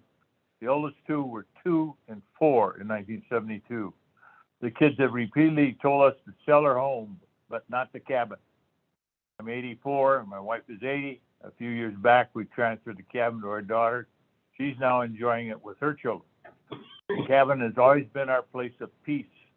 Over 52 years you have owned it. There are times when you need a place of peace. The kids all learn how to swim and how to ski and how to enjoy the surrounding nature. My daughter has her degree in biology. Our oldest son won his 7th grade science competition with a pictorial record of the many different mushrooms in the woods behind the cabin. In 1972, less than half of the frontage on Big Bear Lake had cabins. Today, virtually all that frontage is cabin. Cabin sites that are being proposed to destroy the atmosphere of Big Bear Lake and Webb Lake Township and Burnett County. We do support the work group's recommendations and would suggest a limit of 2 to 3 units per acre. We also support the cap at 100 units, and we unconditionally support the work group's recommendation to remove campgrounds as a conditional use in the RR3 zoning district. It's very important we preserve the connection to nature we and our children have enjoyed. Thank you for your attention to our concerns. Thank you, Richard. Next, we have Barry Kacharski. Oh, yes, sir. Barry Kacharski. Do you hear me now? Yes, go ahead. Thank you. Good morning, supervisors. Thank you again for your time and your service. I'm Barry Kacharski of Webb Lake. My wife and I have land on both sides of County Road H in Webb Lake. Folks, the process here is moving too quickly. More investigation is required. The infrastructure simply cannot keep up. Number one, the full impact of the current campgrounds that are under construction cannot be measured accurately because they won't be completed, built out and operating for another 1 to 2 years. Number two, the power grid is overburdened. We met with Northwestern Electric, John Richards, some time ago because they were cutting down the trees, our trees, the majestic pines along H, to put in a larger power line. Because they cannot meet the current power demands in Webb Lake. It will take 1 to 2 more years to build a new 5-acre substation on Lake 26 Road to meet the current demands and requirements of the Voyager Village Campground, the other 2 campgrounds at Webb Lake, at Oak Ridge and Rosenthal's. Mr. Richards told us that when these campgrounds power up, it's like powering a small city. And until this thing is completed on Lake 26 Road, we in Webb Lake will experience brownouts and power outages. Number 3, a new power line from Highway 77 has to be built to the new power station. And about 2 miles of that easement, yeah, about 1.5 miles has been cleared. They have another 3/4 of a mile, and we're going to lose 200-year-old majestic pines along that route. Number 4, Highway H. I talked to the Burnett County Highway Department, and the gentleman who's in charge of the Highway Department said due to the high traffic volume, H has been deteriorating, and that's going to be upgraded sooner than later. He doesn't know exactly when. Therefore, the due diligence right now is crucial. It's imperative. What you have here today affects generations of what you do here today. There are other counties watching what we do. So what you do here affects our county, but other counties and perhaps the entire state of Wisconsin. I ask you, what is the rush? Who is pushing all of the expansion? Who's pushing for all of it? And who's benefiting? Are the taxpayers? We have to ask ourselves. It's time to put the brakes on. I suggest that you reinstate the moratorium until the full impact of these current campgrounds can be measured accurately. Adding any more campgrounds, any sites, without this information is irresponsible. Per my letter, please limit the size of density of these campgrounds, and thank you so much for your time. Appreciate it. Thank you, Barry. Next, Karen Preuss. Karen, are you on?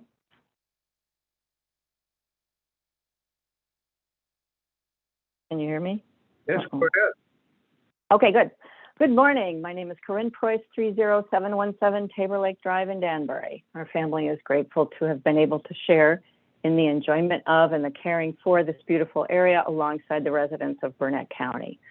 And I can't thank you enough, the committee, for your hard work on this matter. It's complicated. It's a once-in-a-generation update to ordinances that have enormous impacts on quality of life, livelihoods, and the county's economy. Of the 72 counties in Wisconsin, only 4 have more campgrounds per capita than Burnett County. Yet Burnett County is on the other end of the scale in terms of economic health, number 51 in per capita income. If campgrounds were such a good strategy for the county's economic growth, we'd already be flush with cash. Today's campground operators want to build supersized campgrounds with the capacity to double a town's population overnight. They are really RV subdivisions, too dense to fit the character of the area. They make money primarily for the operators. Average number of sites per campground in Burnett County is 64. Campground Work Group previously recommended a cap in the RRRC zoning district of 100, but is now saying 150, a 50% change and 3 times the average. I'm not saying not in my backyard. I'm saying all of our backyards have only so much space. You can't fit 500 boaters on a 100-acre lake or 10 hunters in the same tree stand. Fishermen wouldn't crowd another fisherman unless there's no remaining available space for him to fish in. If we don't place limits, this is the scenario we're setting up. As Chairman Taylor contemplated, quote, "We can't support having so many people here," end quote. Hunters and fishermen pay the fees and taxes associated with their activities. Why not have campers pay for their participation? It is not the fault of the campers that they don't contribute to the tax base. It is an unworkable arrangement that shorts the county of badly needed funds and asks those who own property, regardless of whether we're rich guys or truck drivers, to cover the cost. It doesn't add up. Please recommend in the new RRRC zoning district a cap of 100 units or less and a density of 2 units per acre. Please remove campgrounds from RR3. Please separate campgrounds by at least 2 miles. This is a public hearing, perhaps the last time you can consider what the public has to say. Please listen to the 200 people, just the most recent batch of letter writers, who after several years of this took the time to write individual letters about this issue. If that isn't a clarion call, I don't know what is. Please, one of you, make an amendment. Thank you very much. I know you've given this your utmost consideration. Thank you so much for your public service. Thank you, Karen. Next, Randy Swati.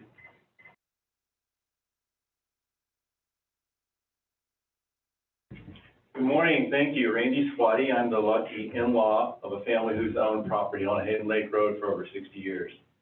I'm very concerned about the idea of additional campgrounds in Burnett County for one big reason, for me, wildfire. With the snow and rain yesterday, and the amazing firefighters we have, I know wildfire can seem out of sight, out of mind. However, humans, if you look across the country, are responsible for around 90% of all wildfire starts. That's no different than Great Lakes. So putting more humans in the interface with our forest will likely result in more wildfire starts.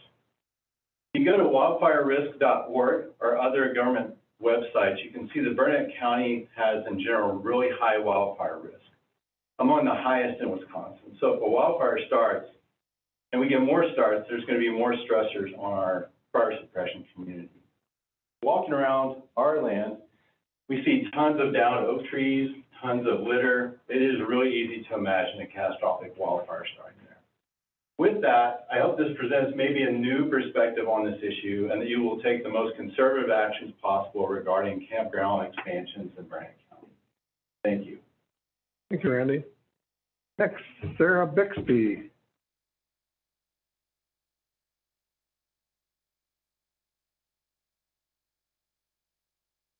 Good morning, committee. Sarah Bixby, 6659 Hayden Lake Road, 920 South.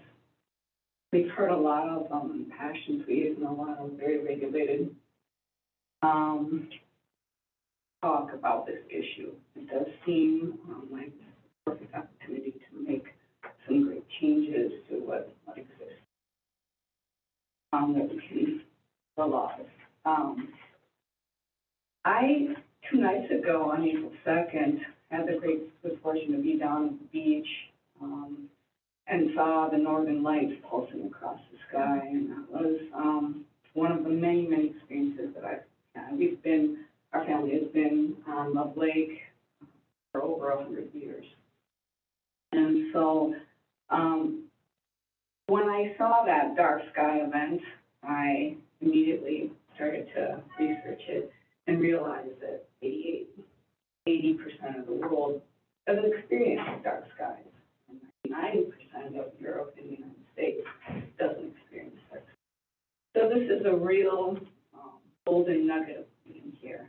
And I think when we think about dark skies, we can start to, wildfires, all the things that people have mentioned, start to understand unintended consequences, and that really coming back full circle to stop, look and listen and move slowly. Let's really consider what our legacy will be if we don't cap these cities would erupt, balloon in our midst. And lights that are supposed to decrease crime, actually there's no correlation there. Lights don't decrease crime as far as the research that I've done. And oftentimes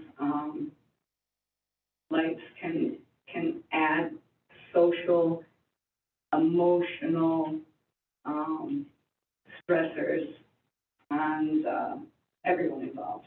So these mini cities that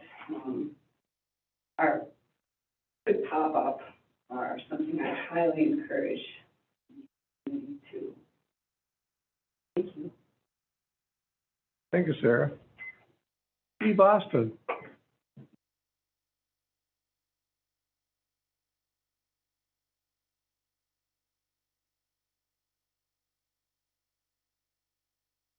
Morning, Steve Austin, 3142 West Webb Lake Drive in Webb Lake. So we've been going over this for a couple of years. The thing that continually bothers me, or I thought about, is the effect on the campers, our tourists, people that we want. And at 10:30 last night, I got an email from Carol Reitzel, who's been single, retired woman in Oak Ridge. I'm just going to read it. She said, "I sincerely appreciate all your efforts, and it is our hopes this campground bullying ends. It's beyond belief how far a group of people have taken things. It reminds me of how the government treated the Native Americans, segregating them out as being different from others, thereby less worthy, removing them from their lifelong access to lands and activities, belittling, bullying them, and imposing sanctions on them." Carol Reitzel. So I wanted to get that in there, and I thought that's better than anything else you're going to hear from me, but you'll hear a little more. Burnett County right now has the most restrictive rules and policies in all of Wisconsin. We're already at 1/2 the state guidelines in density. There's now a discussion to double down again, put a hard cap in place. Chairman Taylor, at our board meetings, that I'm no longer on, stated we already have rules and regulations in place that are working, and I would agree. The standard template for the opposition of all campgrounds is always the first responders are overwhelmed. There's an updated letter somewhere in your packet from Sheriff Finch that said there's no issues because of campgrounds. The first responders that respond to ambulance calls, et cetera, said they're hardly ever at campgrounds. The fire chief said no impact. We hear that the campgrounds hurt property values. We had an expert from the state of Wisconsin said there's no evidence of that. We had a local tax assessor saying he's never seen a home value lower by being next to a campground. Your county road commissioner said there's no impact on the roads. Taxes, I hear it over and over. It's fair. But these campgrounds pay higher taxes than if it was empty land. And then you think of the fact that the campers, well, it may not be property tax, they do not own anything, nothing. They don't share in the increase in the value. They pay a 5.5% sales tax. Let's take 5 acres out of a campground. There's at least 20 campers there. In one of our places, or properties, those 20 sites would pay $3,300 to $4,400 a year in taxes, sales taxes, but that's still equivalent to a house on 5 acres for most places. I think what's lost in this rhetoric is just, again, the campers. Thank you. Mark Krause.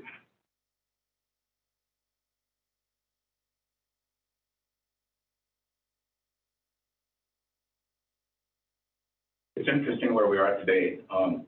We're in a room full with many thousands, hundreds of letters being put in by opposing groups and so forth. And I've been here many times with you and the committee after the public hearings working on text amendments.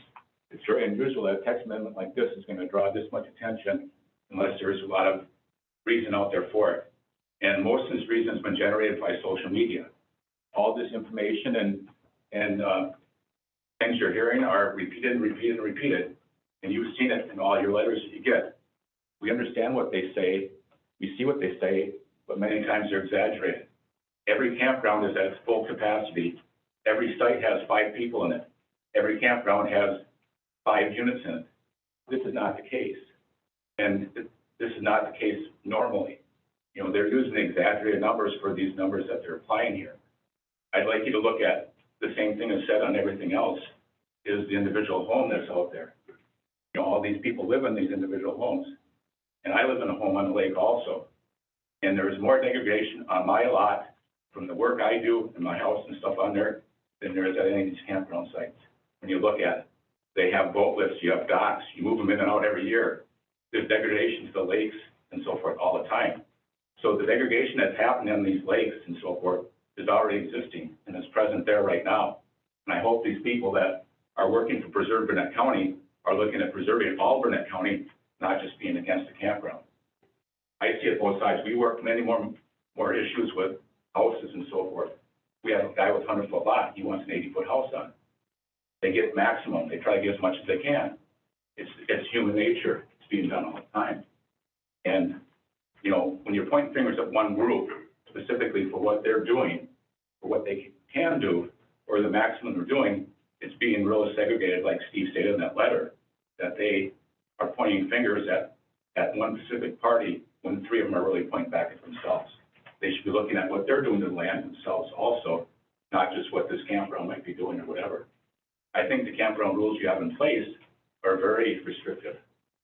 The zoning district itself, the RRC, there's not one in the county. The only way they can be created is with the township rule or a vote. That in itself, you're not going to see many campground, come in. There might be a few family ones, small ones, but there won't be of any size because you've limited them. All the existing campgrounds were in our districts, residential recreation. Many of the ones that existed on lakes were old resorts. That's why they're there. They're not there because they're new. They've been there for many years. And as all you know, there were many resorts in the lake. And that was commercial enterprise up here, which no longer exists. So now we just have single-family homes. And of course, they don't do any degradation to the lake whatsoever, right? No. Thank you. Are there any other public comments from the group? I have no more listed on my list. They're shaking their heads, no. So I will close the public hearing at this time. And it is 10:45. We'll come back at 10:50.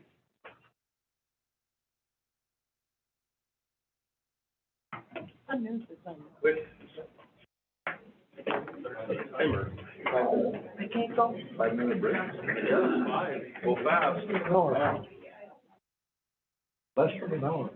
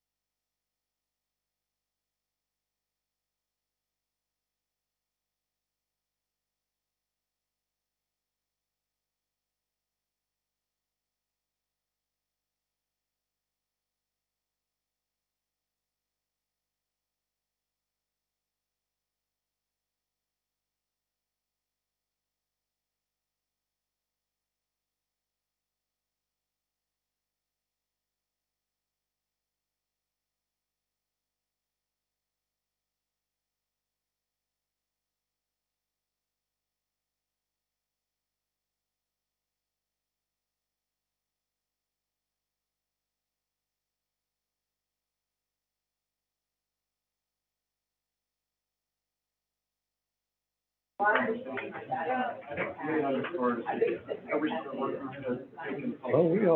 Brent hasn't get back yet.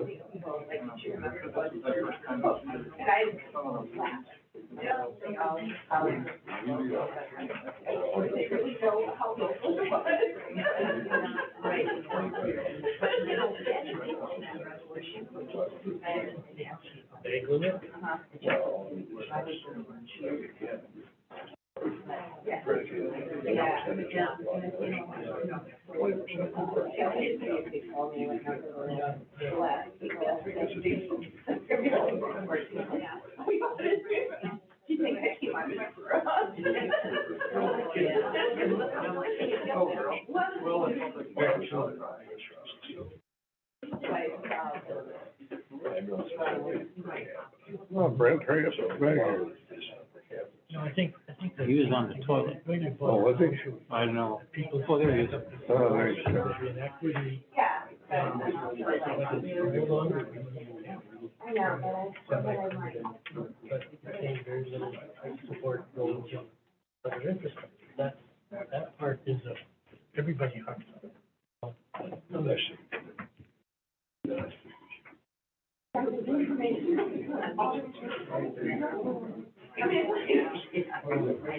You want to say on it?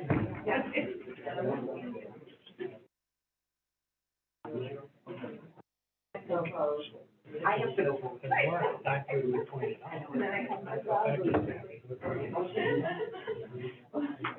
Okay.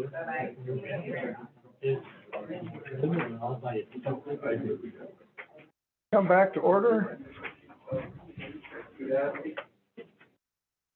Comments or questions from the committee? Draw. We received from a constituent that was statistics from DADCAP. I'd just like to talk about that a little bit. Go ahead.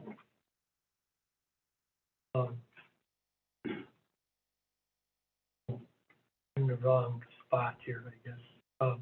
What, is that an email from today? Yeah. For the DADCAP about Wisconsin campgrounds by number of campsites. Want to address that, Jason? I think that my thoughts are that when we looked at the data, when you look at statistics, you have averages and stuff, but you tend to throw out the outliers. And in this data, I think there's a perception that a lot of these are one campsite or one campsites and stuff, so that skews the data. So I just wanted to bring that up because this was. You mean as a straight average? Yeah. I think there's a couple of things here. I think that the removal of campgrounds from our R3 is really not much of an issue. I think generally that's accepted by pretty much everyone involved. Our lowering the density from 10 to 5 was based largely on when a campground is designed, recognizing modern large campers and park models and whatnot that are all permitted under state code. We're not talking about whether we regulate the code, just what that density is. That 5 is a reasonable number based on what current designs we're not exceeding that anyway or less. And again, we're talking about maximums, not a required number. So the real issue, I think, before us talk about is the cap number. And we need to point out a couple of things, that without changing anything right now, the density is 10 and there is no cap at all. By state standards. Right, the state standards or county ordinance either right at the moment. We used 100, which we came up with at a discussion at a hearing like this, without any prior notice of it or publication of that being our intent, which is why it was withdrawn from the action at the county board, because there was a debate whether or not that was the okay way to do it. This time I think that was also done without much thought or study or research. No, frankly, the source of the 100 was that typically a conditional use permit had not been for more than 100. That was about all the thought behind that number. The reason we went to a 150 as a recommendation is trying to look at both sides of this, which we are obligated to do, is we do have campgrounds in the county, a number of fairly large ones that are one at 159, the rest are all under that, but more than 100. And we also need to consider that we don't want to create nonconformity that prevents them from doing anything. So it was discussed. A lot of people have thought, well, why can't we just grandfather in those and say they can go up to 150 and no one else can? There is an equal protection under the law argument about that you should regulate everybody the same. So if, but that's why I'm just kind of reiterating, that's how our work group came to, well, let's use 150 then, throw that out there and see what people think about that. But if we would need to investigate, I think, a little bit, that, is it legal to do that? Is it legal to say that 4 campgrounds that currently are more than 100 can expand, but nobody else can? That's the 2-tiered sort of thing that was mentioned by Mr. Hamilton, 50 for all new ones, 100 at town approval. The other thing that was raised a lot was the notion of granting the towns more authority. The towns have got way more authority than they could get any other way with their review of any rezoning to that district, recognizing the odds of there being somebody with that much water frontage on a lake try to go in a shoreland area where the town wouldn't have authority is really remote. There's not much undeveloped lakeshore out there. Having said that, the rezoning process in a non-shoreland area gives the town, as we use the curling analogy, the hammer stone, to say, no, you're not doing that, and it won't happen.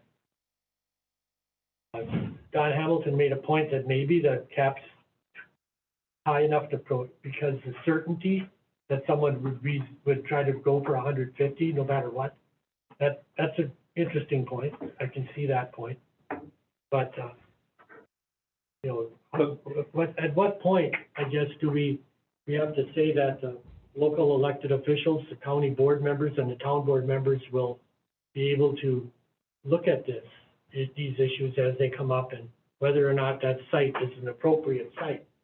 The thing about a rezoning is it is a legislative act. It's not subject to the challenge that happens under Act 67 for a conditional use permit. So we can legislate however we want to as a county without fear of that single element being used. The last thing, on the proximity rule, I was digging around in my emails, a little bit of guidance about the proximity rule, which you can do that for some things, adult entertainment and liquor stores and things like that sometimes have proximity rules, but you have to have a defensible justification for doing it. And one of the reasons we didn't pursue it very far wasn't really on our mandate from the county board in the first place, but it was a function to do a density.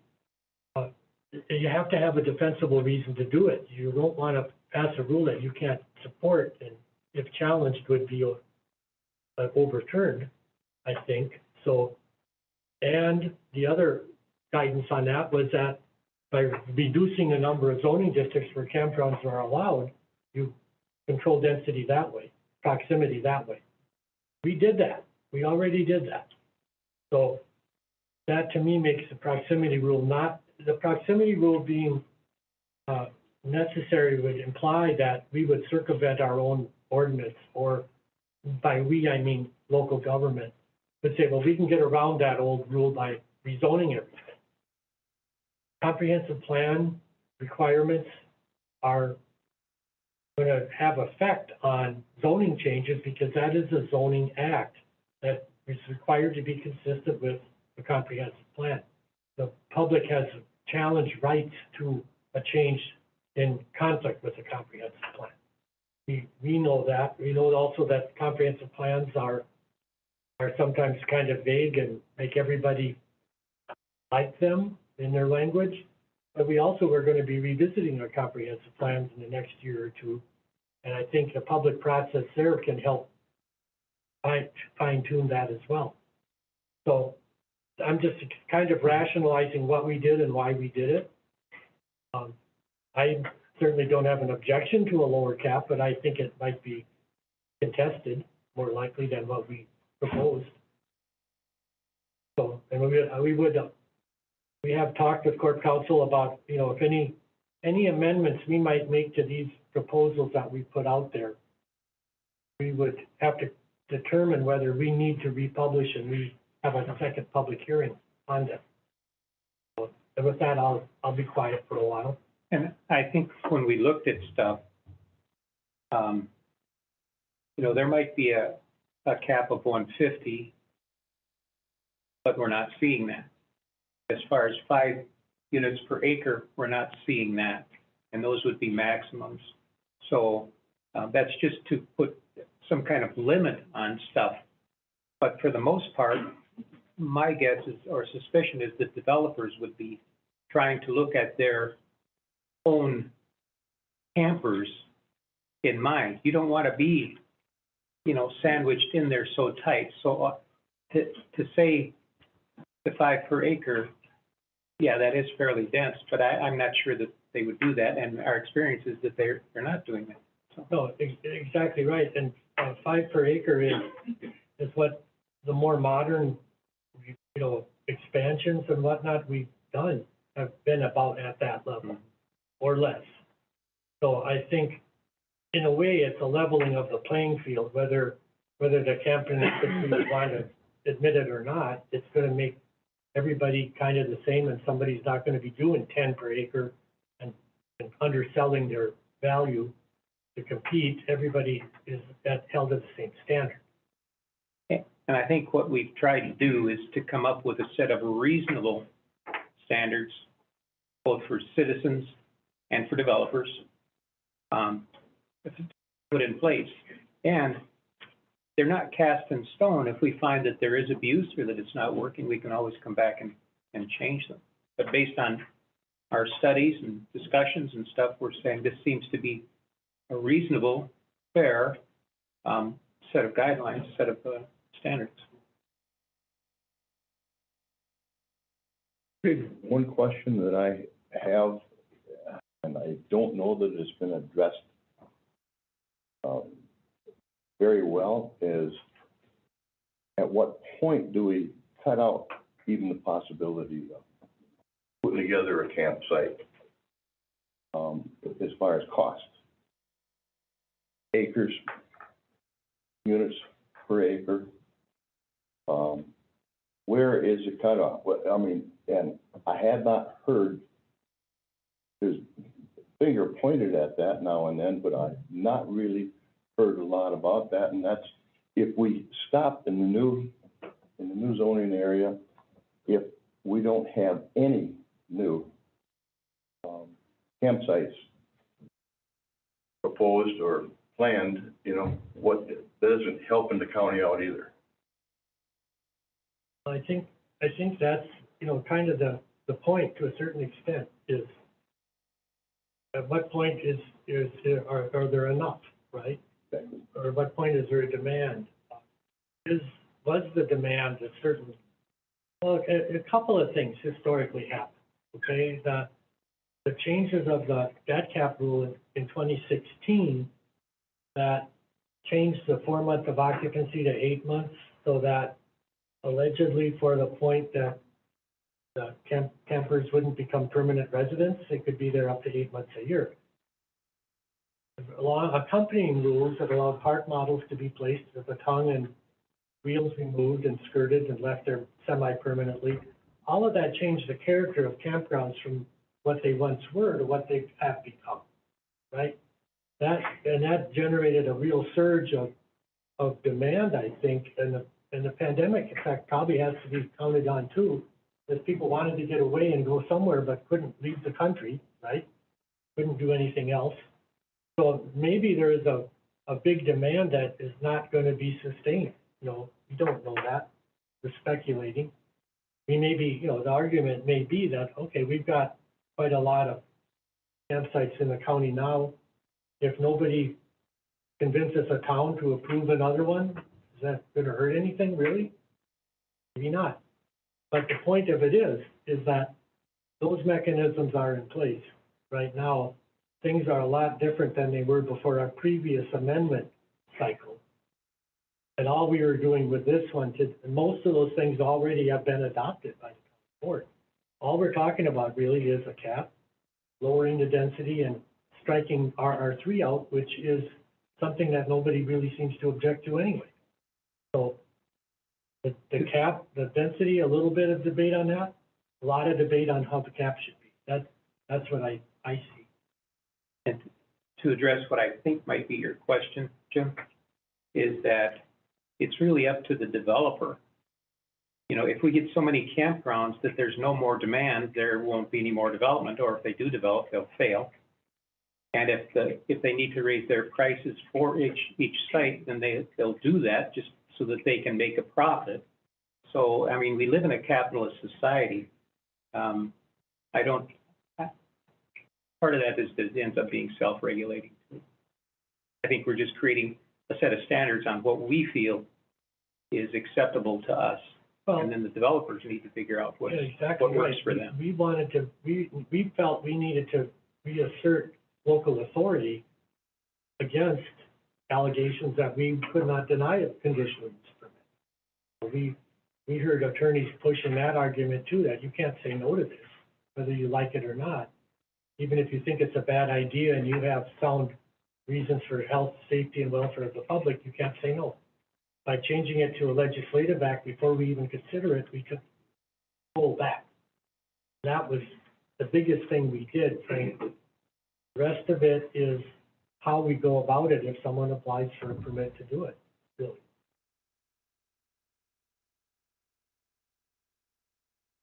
Well, anyway, my question primarily was, is it gonna get to the point where developer just will not do it because of the restrictions that we're putting on them? I'm not suggesting that 100 wouldn't work, or 50 wouldn't work, or 150. I don't know the cost factors. What are we gonna do? But we worked with developers in coming up with this proposition. I mean, with this. I guess what I might suggest we do is look at the three things we had and move them separately as a recommendation rather than in mass. To make it simple, I would move that we recommend to the county board to remove campgrounds as a CUP from the RR3 district. Second.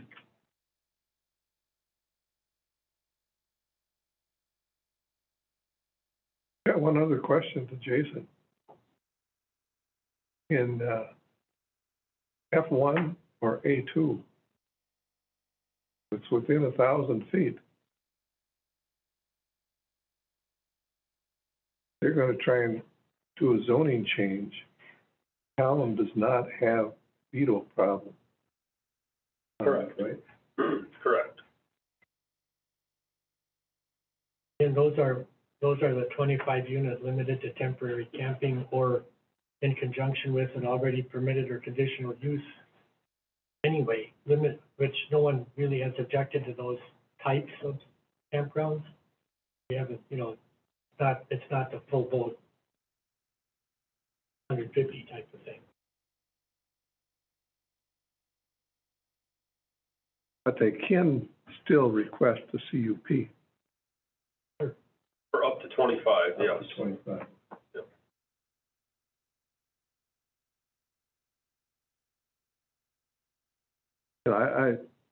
We've been going through this for how long now? 2-3 years? And looking back at what the state permits, campground is up to 20 per acre. the wisdom of Burnett County, I don't know when it was, because it was before my time, they limited it to 10 per acre. And now we're looking at changing it to 5 per acre, which is a whole lot different than state requires. So.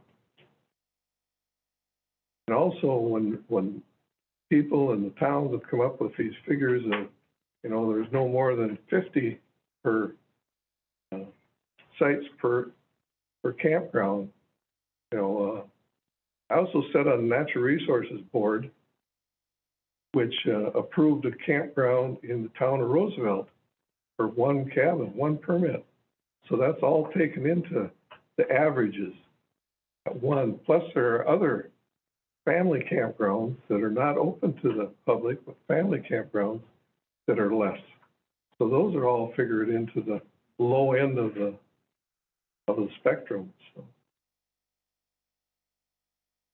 I'm sure the committee took that into consideration when they were going with the caps. So. Well, that's why we kicked that number around a lot before we finally came up with a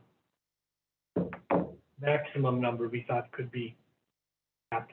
We did feel, I should add, that we felt it was important to have a cap. Felt that was, not having a cap was more of a concern than having a cap. If there are no more comments on the RR3, which is the motion, right, I would call the motion. There are no more comments. Want to just have one motion? Well, we're going to do them one at a time. No, Okay. I suggested we separate them so we could Okay. not confuse the issues like we just did a minute ago. We have a motion to set the cap at No, RR3. RR3 to remove RR3 from having campgrounds. The correct That was motion? the motion. We'll have a roll call vote. Mr. Pearson? Yes. Mr. Payton? Yes. Mr. Blumberg? Yeah. Mr. Anderson is absent. Mr. Roth? Yes. Mr. Conroy? Yes. Mr. Bickford, yes. For discussion on the changes to the campground, the chapter 30 and 45. Next one to discuss would, I think, be the 5 unit per acre density. And looking at what Norm was just saying about what the state is at, what we came to, and what we're now down to, and looking at what we are at within the county, I would move that we accept that proposal of the limit of 5 units per acre. Motion by Mr. Ott. I'll second that. Second by Mr. Payton. Just another little thing on the, it's kind of the density portion. Campers are not allowed to within 50 foot of the property. That cuts off, you know, depending on how large the property is, it cuts off more acres. And campers are not allowed to be on the drain field either. Yeah. You know, although, believe it or not, I've had people try that, but no, they're not allowed to be there. So infrastructure, roads within a campground, all that. Septics. And this is developable acre, Yeah. not gross acres, which it was before, true. But what we were seeing was at a 10 unit per developable acre, the designs we were getting were around 5 for the most part anyway. An exception being where it would have had public sewer, and I think that was at 6. That didn't happen. But regardless, 5 per acre is comparable to what we would allow for a manufactured home community right now. Same density. Actually, 1 less per acre. So, recognizing it's not really the same as building houses on lots. Still pretty low density. You wish to repeat your motion? I move that we accept the proposed density of 5 units per acre. A motion and a second. Roll call vote. Mr. Pearson? Yes. Mr. Hayden? Yes. Blomberg? Yes. Mr. Anderson's absent. Mr. Ah? Yes. Mr. Conroy? Yes. Mr. Bickford, yes. Okay, next. Where the rubber hits the road. The big one, yeah. Is 150 too big? That's the debate.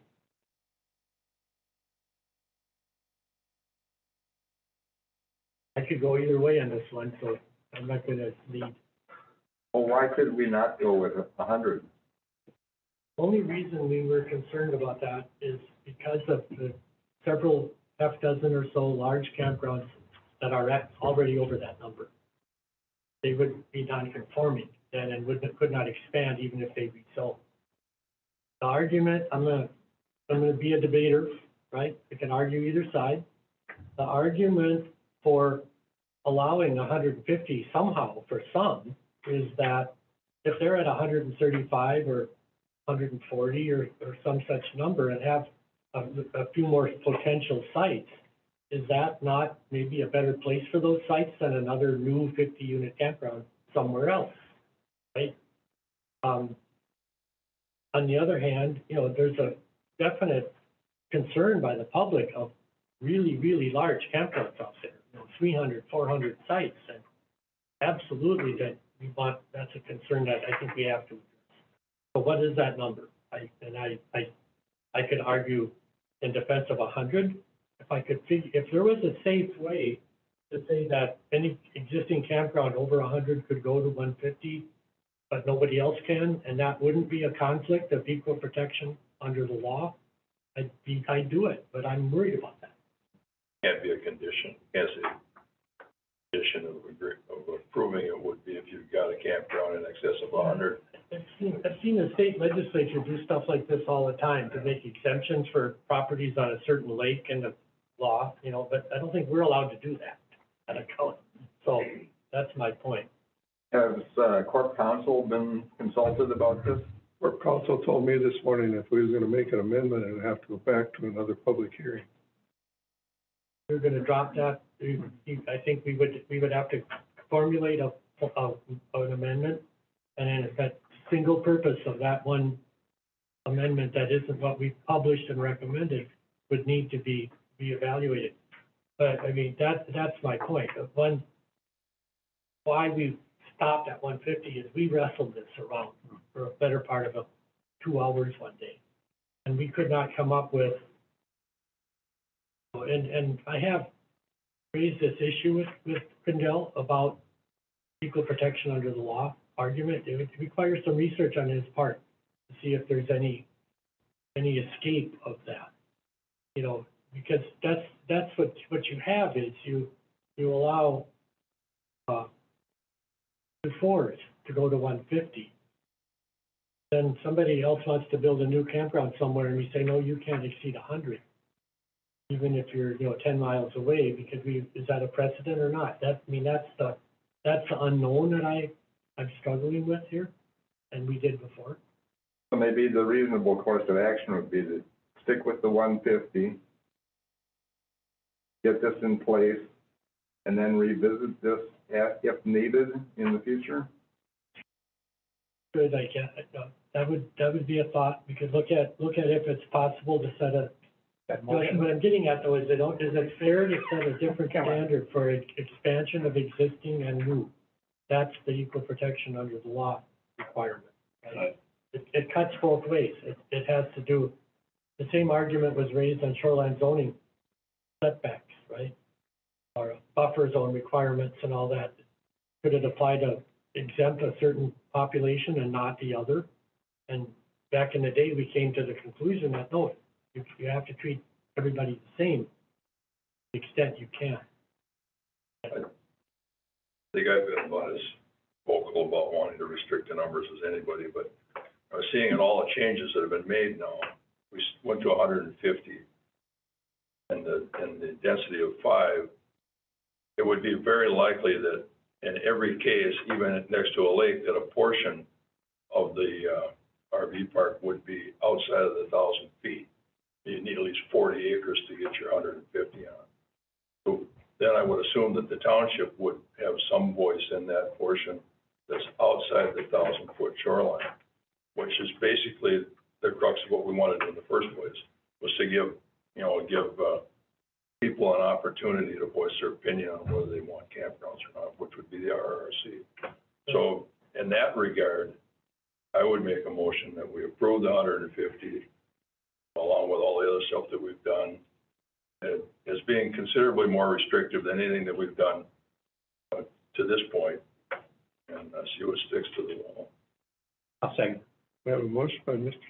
Pearson and a second by Mr. Ah. The recommendation to the county board for all three of them, so. it'd be I would also add to that, the main check on large development is always going to be the amount of land that gets rezoned and whether it even happens. And if the fact that we're finding that's an issue, that, keep in mind, we maintain the conditional use permit process inside of our RRC. Mm-hmm. We may have to fight about it, but we still have the right to reduce the number of sites if we think that's appropriate, just like we always did in the past. That all is still there. The argument, and finally, the last comment is Act 67 has really still not been litigated at a level that sets precedence on what substantial evidence means and is, and how much authority we still have. That's never, we don't have any guiding case law from an appellate court. We do have a circuit court that found for us. That was nice. That doesn't mean much. Oh, doesn't set precedent. But yeah, I think Supervisor just said, we have a lot of regulations already set up, and we have, as we apply them, I think we're probably pretty safe. I think too, if it comes to a vote on the township level, whether they would allow or not the RV park to be there, I guess if there was some changes that that are gonna be coming within the very near future as to whether they can assess some charges to them for operation and stuff, why wouldn't they want 150? I mean, if they've approved it. So it's either not gonna be anything, or it's likely gonna be 150 in the townships if they vote for it. And that's true, is if the township approves it and we approve it, it would happen. But it still takes that level of right, oversight. But if they get to the approval point, I mean, it's dead in the water if they don't approve the zoning change. And if they approve the zoning change, I guess then they maybe want 150. It's quite a substantial increase. It's still a cap. Right. They're not gonna get 300, that I think is the point. Yeah, but it's a two-step process. One is the rezone because of the RRRC. And I suppose they wouldn't have to give the intention to the town of what they want to do with that new zone. But it would be in their best interest to do that. But if they don't, it still comes back to us to say, well, that's unreasonable or whatever. All the ordinance does is set the limits. Set the ceiling. Motion and the second is to set the ceiling at 150 camping units. Roll call vote, Mr. Pearson. Yes. Mr. Payton. Yes. Mr. Blumberg. Yeah. Mr. Anderson's absent. Mr. Ah. Yes. Mr. Conroy. Yes. Mr. Bickford, yes. This recommendation for Chapter 30 and 45 changes related to campground items will be sent to the county board.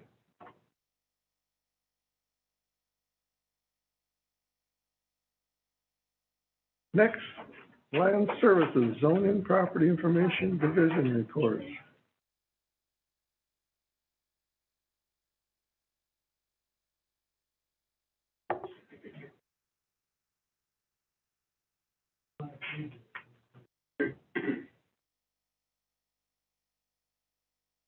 Please go ahead.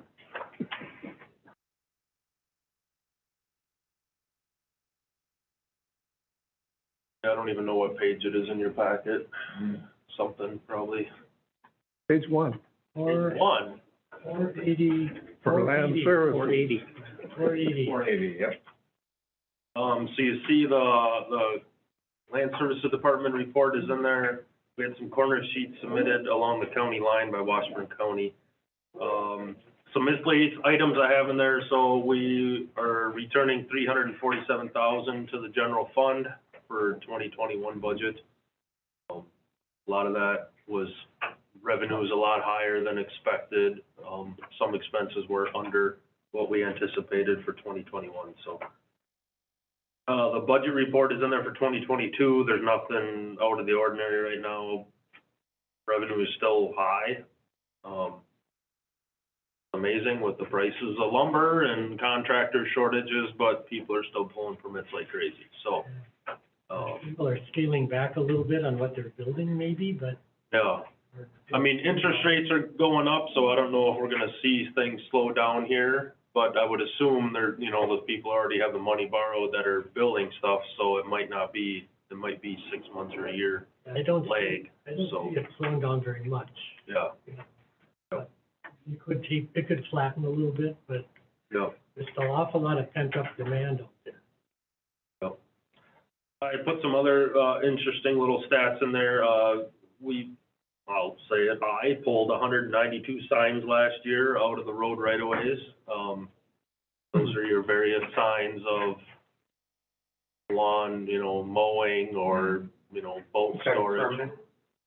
No, they're like the pin flag ones that they put in, but highway department, doesn't like them either because they chew up their equipment and all that stuff, so. How many did you say? 192 of them I pulled last year, so. And then I put some stats in there about how many emails I sent in 2021. I sent over 7,000 emails out. And then I had 1,267 phone calls that I was part of last year. So were a lot of those just forwarding?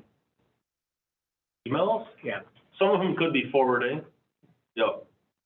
I didn't break down by how many were forwarding to the committee members or having to actually respond.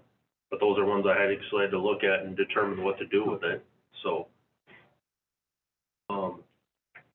So when we say we're busy in our office, I think some of those numbers show that. Staff reports are in there. You can see what they're going on, what staff has going on here for the last month.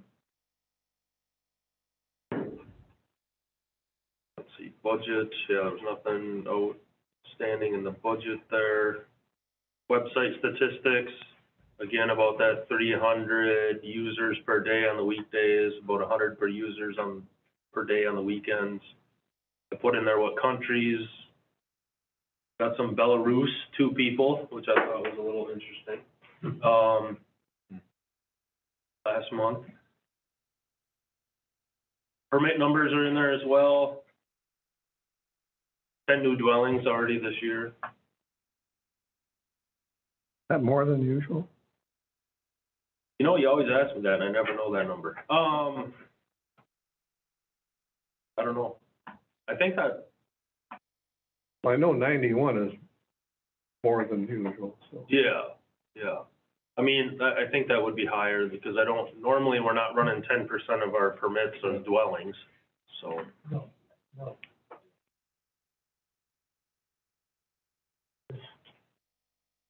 And some people have locked in on some building materials and prices and stuff, and there's it quick. Yes, yep. Track of how many short-term rental licenses is that in here? Yep, that's, right now we have 21 so far, so, probably 10% of them. We figure there's probably 250 in the county, so maybe 10% of them have a license. Is that in here? Yeah.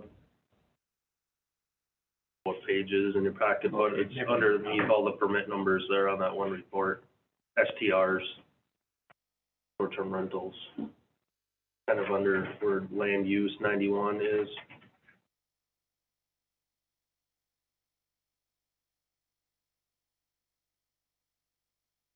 19 sewer permits already, so, and we've already put some sewers in this year. I don't even know how many, probably half a dozen maybe, already, sewers already in this year. Yeah. There wasn't a lot of frost. No.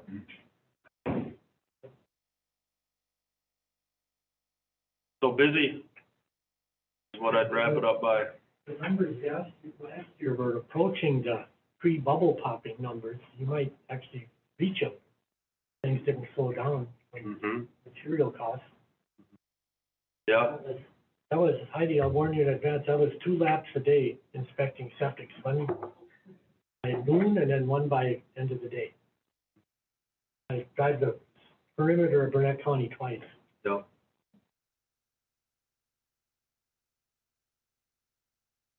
Okay. Any future agenda items? I think you have, I looked at that this morning before I came in here. I believe there's 4 public hearings next month. We have the 2 that were delayed, that were on this public hearing notice. And then we have another rezone somewhere else. And then we have a manufactured home park that's applying. So that one might generate some interest.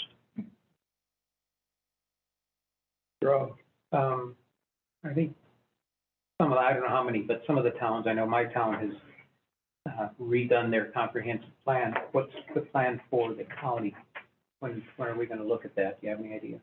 So I met with the county administrator last week just to talk about steps and kind of like who's gonna lead the project, and we all pretty much agreed none of us have time to be the lead on it. So we're trying to figure out how, I think he's talking to a few other potential staff in the building to see if they could be like the project lead on like scheduling and not being the lead of actually doing all the process. We would still probably gonna contract that out to somebody, but just to run kind of the project. Well, like our last time around, we had, Extension was the lead, but they contracted it out to a consultant. Yep. Yeah. Do you think we would need to contract it out? I think so. But I know for the town, it went pretty quick. We reviewed our old one and said, okay, well, what's changed? What do we want to change? I would assume though, you know, when the county went through it last time, granted, this won't be a whole redo, but I'm assuming we're gonna send out questionnaires to substantial portions of the population. That's what was done last time, you know, surveys to get input. Whereas a town, I think you go, we're having a town meeting, whoever shows up can provide input. That we go into a lot more depth at the county level than that. In my town, I was on the plan commission for the town too. And what we did then, because Jackson had only recently adopted comprehensive zoning then. We had a fresh map, and wasn't a lot to change. And in Jackson, there isn't any commercial. It was all by conditional use permit. It makes one wonder a little bit if that's still a good idea, right? But there isn't much we would change, you know, other than maybe be a little bit more open to some kind of a zone for something, but that's, you know, I think in the case of that particular town, you looked at redoing theirs, but haven't made a move to do it because it's pretty current. I mean, it only have to be freshened, it wouldn't have to be redone, that's what I'm trying to say. Yeah, for Daniels, we didn't change much. I think we only changed 2 things. I can't remember the second one, but one of them was just who was accountable for upgrading roads for new developments. So before it was a shared expense, and we decided it should be just developers. I mean, if you look at the comp plan right now, there's statistics on housing units and all sorts of things, you know, do we wanna probably update that stuff, I'm guessing too. Oh, yeah. You know, in there, and along with flush out, you know, I'm sure we'll have campgrounds, KFOs, short-term rentals, probably highway, probably internet, you know, those seem to be kind of the things that people are talking about lately, so I'm guessing those would be a more in-depth analysis of those topics and then whatever other ones might come up. I'd hate to see it be another $300,000 effort or whatever. Well, they budgeted, I think, $250,000 for it. you know, and inflation, 300,000 back in 2008, 9, it's probably what, $500,000 nowadays, so, Shouldn't be as big a project. that's why it's not a whole redo, but I think they put aside $250,000 to do it. Well, I think the point that you made is really well taken on soliciting public opinion on things that were different, obviously, prior to 2010. It's gonna be a interesting read. Maybe you and the administrator can get together and do some research about that. As to what approach, how comprehensive this is going to be, and if she. Oh, yeah. Outside consultant brought in or whatever. Yeah, I'm pretty sure there'll be an outside consultant brought in to do some of the work on it. We really don't have extension, what do we? We don't have what, Chuck? Extension, PW extension as a resource center. Yeah, Mike Cornman was our lead person. Oh, we got several people down Yeah. Future agenda items. Do we wish to talk about short-term rentals or not? I don't know, what do you want to talk about? Well, we did get a letter on short-term rental. kind of like, right? Yeah. Because they weren't laying out where their boundary was, and it's close to, the house is close to his property. I don't know what the regulation is. I know it stays in there that they're supposed to Yeah, designate the. it just says, yeah, it's supposed to be flagged or marked or noticeable so that renters aren't, About that, yeah. you know, trumping across the property line. We might wanna make sure that or send them a note that they do that stuff. Yeah. I mean, we could require 10-foot razor wire fence, you know, around the perimeter, I guess, if, you know, we wanted. Well, that's been suggested in different sites. I don't think it'll pass. Chain link. Is that renewed each year? Or what? Yes. So we've got that to hold over them, essentially. Yeah, I mean, what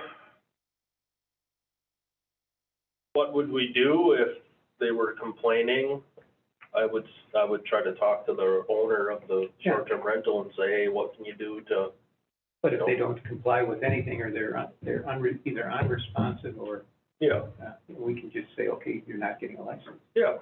There's certain obligations for a short-term rental, you know, the property lines is one thing, so renters know where they are.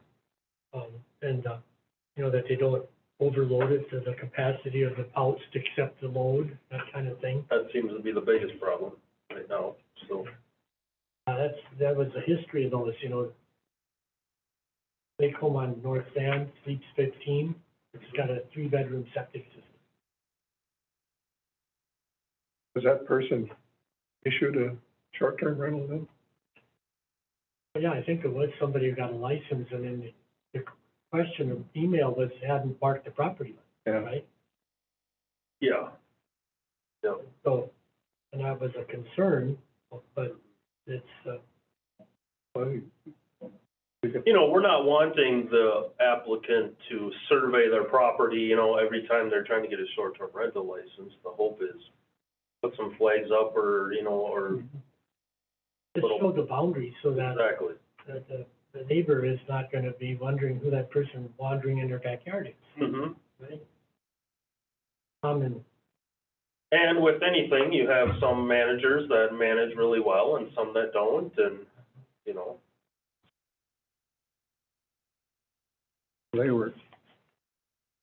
They knew about the regulation. And we send a copy of every one that we approve to the neighbors, so the neighbors do know once it's issued. They're both aware of it, and they also know that they've been told some things that you need to. And I think that's kind of necessary to follow up on from the perspective that the neighbors shouldn't have to do it, and it from the point of view of a confrontation. You know, that could, not that it would lead to anything serious, but it could be misconstrued both ways. I vote to, I think we're getting beyond just stating what future agenda items are. yeah. Well, I just saying at the point, I wondered about that, but I didn't think about it enough that it could preempt some trouble with all by doing it. Okay, You entertain a motion to adjourn? I'll entertain a motion to adjourn. Move to adjourn. I'll second that. All in favor? And we have a Mr.